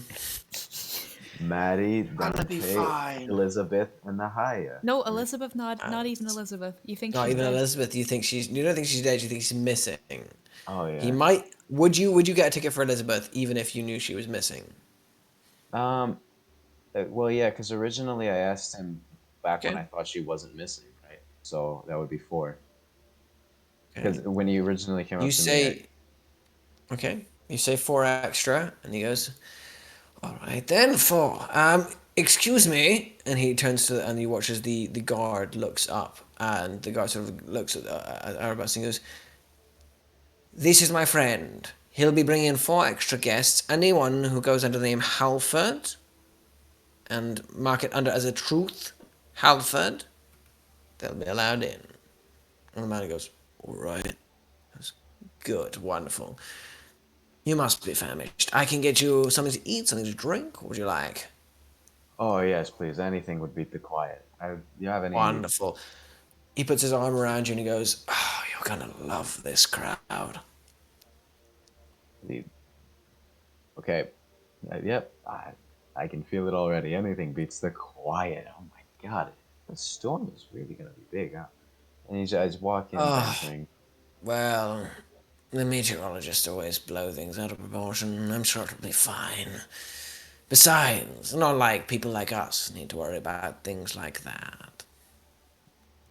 Of course not. And I want to just as I'm going through the door, I want to look back. And is this one of those situations where like you can't see the background once you're in, or You can see the background once you're in.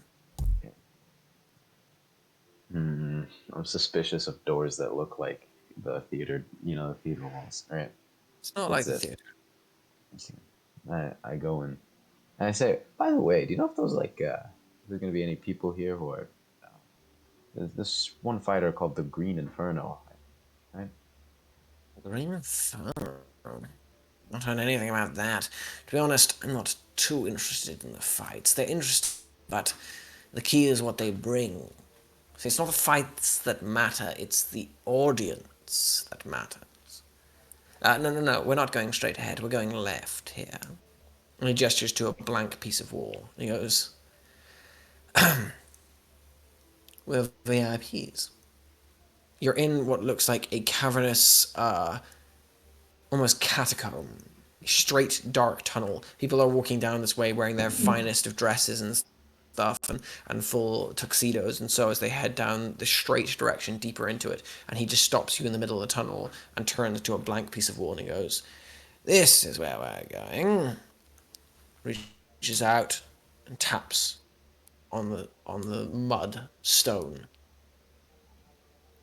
As he does, there's a wriggling noise, and a human skull pushes its way through the mud, goes, "Invitation." He goes, "Arabast. And my friend Ned Halford." The skull goes, "Welcome." And the skull slips back, and as it does, there's a grinding noise as the area of the tunnel begins to open upwards in the shape of a set of jaws.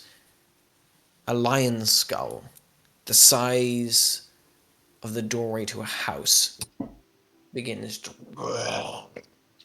opens, dust and mud falling from its maw, revealing a set of stairs leading upwards. Well, that's This is lovely. you and All right. How many people are going to be up in this special lobby here? roughly 15, 16. Only the most important people. You know, don't want to look down on them, but the more important folk. I Come, you've got to completely meet them. understand. I can tell you, Anton Lynch has been dying to meet you. Oh, well, I hope that's the only kind of dying that's happening tonight. Well, I mean, we hope there's going to be some deaths in the ring. There's not going to be worth watching otherwise. Oh There'll be a man, little bit of death, otherwise, what's the fucking point? I've made some pretty successful shows that no one's died So you say, come on. And on. Yeah. he runs up the stairs. I follow him. I go up, and I assume that I get the call while I'm in this hallway, right? Stairs begin as dirt and quickly form into marble as they curve around to the right, and the dirt of the tunnel forms its way into an elegantly carved marble sort of archway. Various statues sort of carved into the wall on either side. Faces armored and covered, and some monstrous, some human, as you continue up the stairs. It's at this point that you get a call. Hello, Dante. Need 3 The tickets. tickets. Anyone under the name Halford should be able to go. There's only 4 slots, though. Noted. I hang the phone. It appears you're muted on the burner phone. Oh fuck, my bad. So yeah, when Ned picks up, I just go, need 3 tickets. Did you one better? We got 4. And anyone under the name Halford can get through the big guy at the front. Noted. And I just hang the phone. Ah, well, that was nice. And And I head towards Elizabeth. cool. Elizabeth is in her car. Allison is sitting in the passenger seat. Okay. Without attracting attention to it, I'm not gonna tap on the window. I'm just gonna get up to the car, get a cigarette out, and start smoking, hoping they'll either lower the window or come out or whatever. The window gets lowered and it's like the mechanical thing. So it's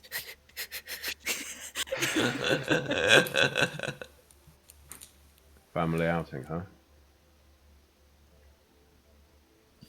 well, who am I to say that if my wife wants to go to war, I mean, won't deny her? If you can't look after her, I will. Sort of your job, isn't it? It is. Good. The doorman needs to hear that you're from Halford. He has 4 slots. Right? I do have a suspicion, though, that if you say that, there will be some eyes on you. Well, I've gotten past a few guards in my time. I'm sure I can get past one more.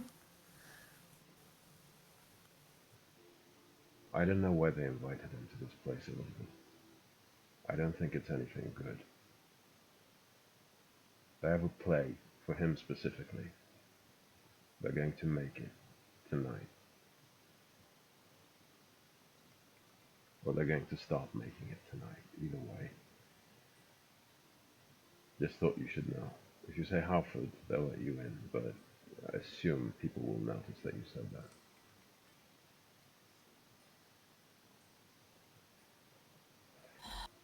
Then we'll just have to see if we can get in without the name, right? Or disguise.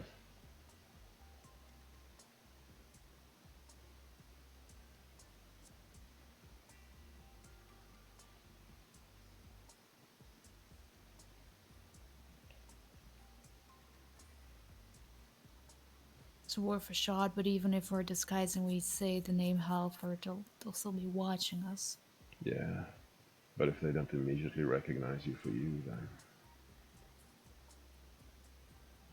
something to consider.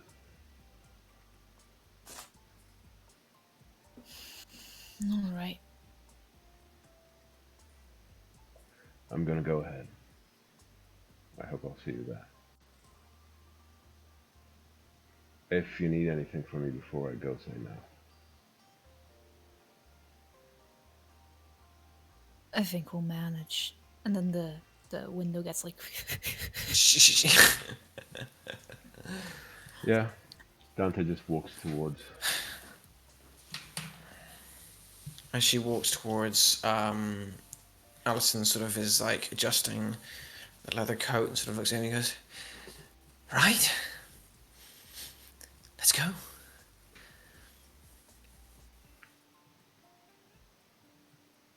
um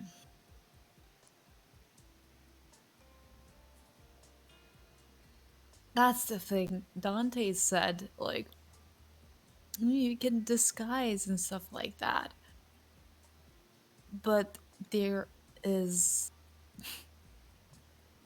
there's no way right now that Elizabeth thinks she can disguise herself without like it being obvious, because hey, guess what, if someone walks into a party with like sunglasses on, or I don't know, or like a hat on, people think it's kind of suspicious. True. um so I guess she'll propose to Allison that they because she doesn't think disguising will go well, that they might as well just wait for a few more, like for a bit longer, to see if most of the people like go in, and then they can try to go in without being noticed, or they can go in, use a name, but then people will know, but then it'll be later in the evening. All right. Hand reaches out and curls around you and goes, "I'm with you till the end of this." And I with you, but not just till the end of this, Till till the end the of end that everything. is yet to come.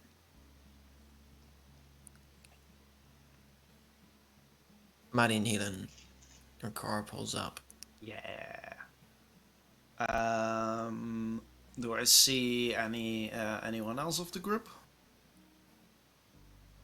I'm gonna say with the amount of people here, No. do you want to make a check? Do you want to try and make a check to see them, or do you want to just go? Not really. Okay. It's just kind of like if they're waiting in a little group, she'll join them, but they're obviously Okay. not. So she's just gonna walk up to the entrance All and right. say, "Maddie Nealon, someone still is expecting me." He presses a finger to his forehead. Goes, "Yeah, you're expected. 1 second. Do you have any weapons on you?" Well, nothing. And she already spreads her arm in case he needs to pat her down.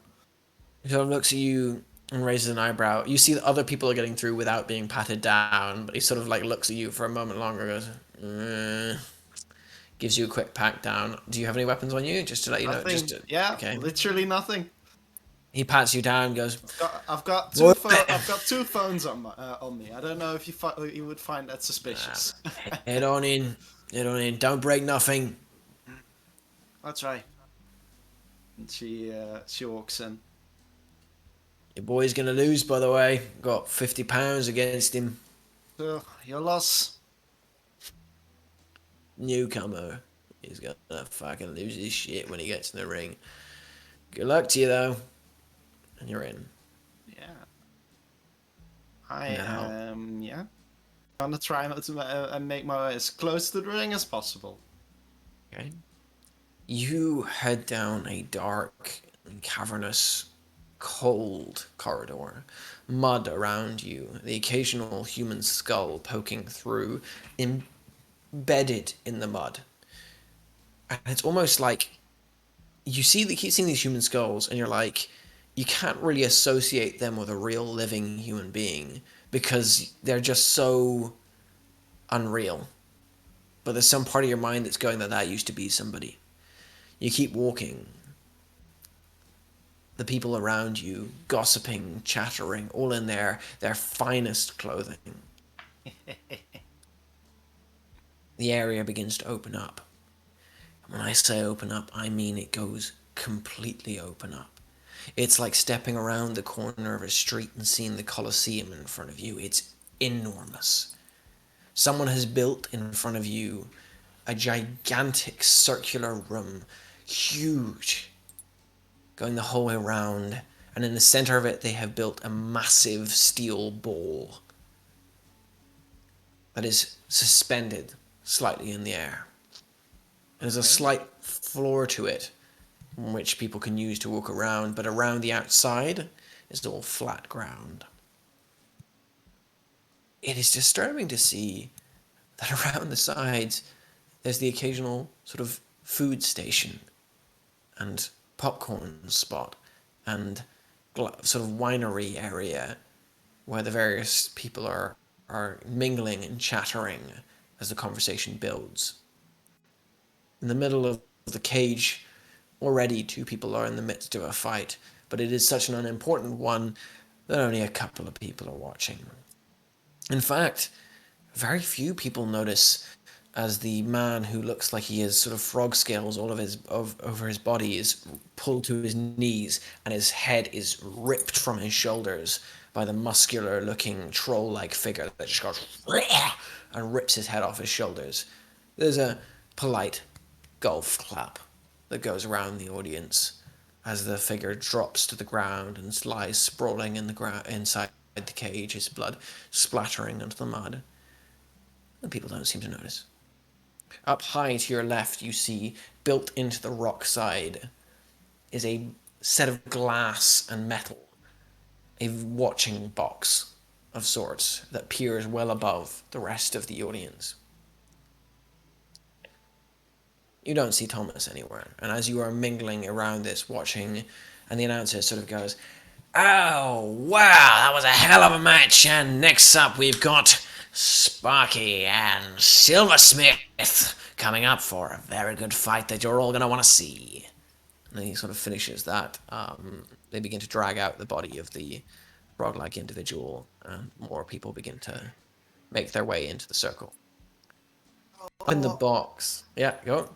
How high up is this cage? The cage is sort of... It's within viewing distance of you, but it's like slightly suspended in the air. So you can Okay. see it, but it's... Yeah. How slightly? God, distances of me. I'm going to say not much, sort of like... It's kind of like 5 feet in the... There's almost like a space being dug out in the middle, and the circle is like Okay. suspended out in the middle. So it's sort of almost like the bottom of the sand is almost at eye level. Right. Yeah. You know, all so right. you're looking up a little bit, but the floor of the sand within the cage is at eye level, Got it. but the rest of it you can Right. see above you. Yeah. You will sort of be standing there watching as, meanwhile, up in the executive box, Ned Halford, you're making your way up the stairs as they grow more and more fancy. Finally, you find yourself in a broad room, a set of glass stretching out in front of you, looking out over a large circular cage and a crowd of people below that surround this circular cage. In the visitor box in question, various people sort of walk around in waiters' outfits, handing out wine and whiskey, and various other sort of like swirling substances that you've not seen before, except for when you were in the Wicker Hound. Arbist immediately takes what looks like a cigar, off one of the plates that passes by, lights it, and puts it in his mouth and goes, "Welcome to the high box. This is where the majority of the, well, worthier folk tend to spend their time. You've met Anton, haven't you?" And he gestures to a figure that is standing over, looking out the windows. Massive guy, muscular and sturdy, his arms held behind his back, barely fitting into his suit, so the suit seems to strain around him. Blondish hair, bit of a scar around his face, and a crow's peak in his hair. He looks back and he goes, "Oh, right. Ned Halford. I'm a big fan of yours. Big admirer, big admirer. Have you met, where the fuck is he? Oh, he'll be here in a minute. He's always late, that bastard. Ah! There you are. Fear, you ugly fucker." You turn and you see Stephen Niles steps up the stairs you just came from. He has several people making their way behind him. A large man you saw once before, with a cowboy hat on and a duster on his shoulders, who's carrying a briefcase with him. A small man who also was there in the museum that tried to kill you, carrying another briefcase.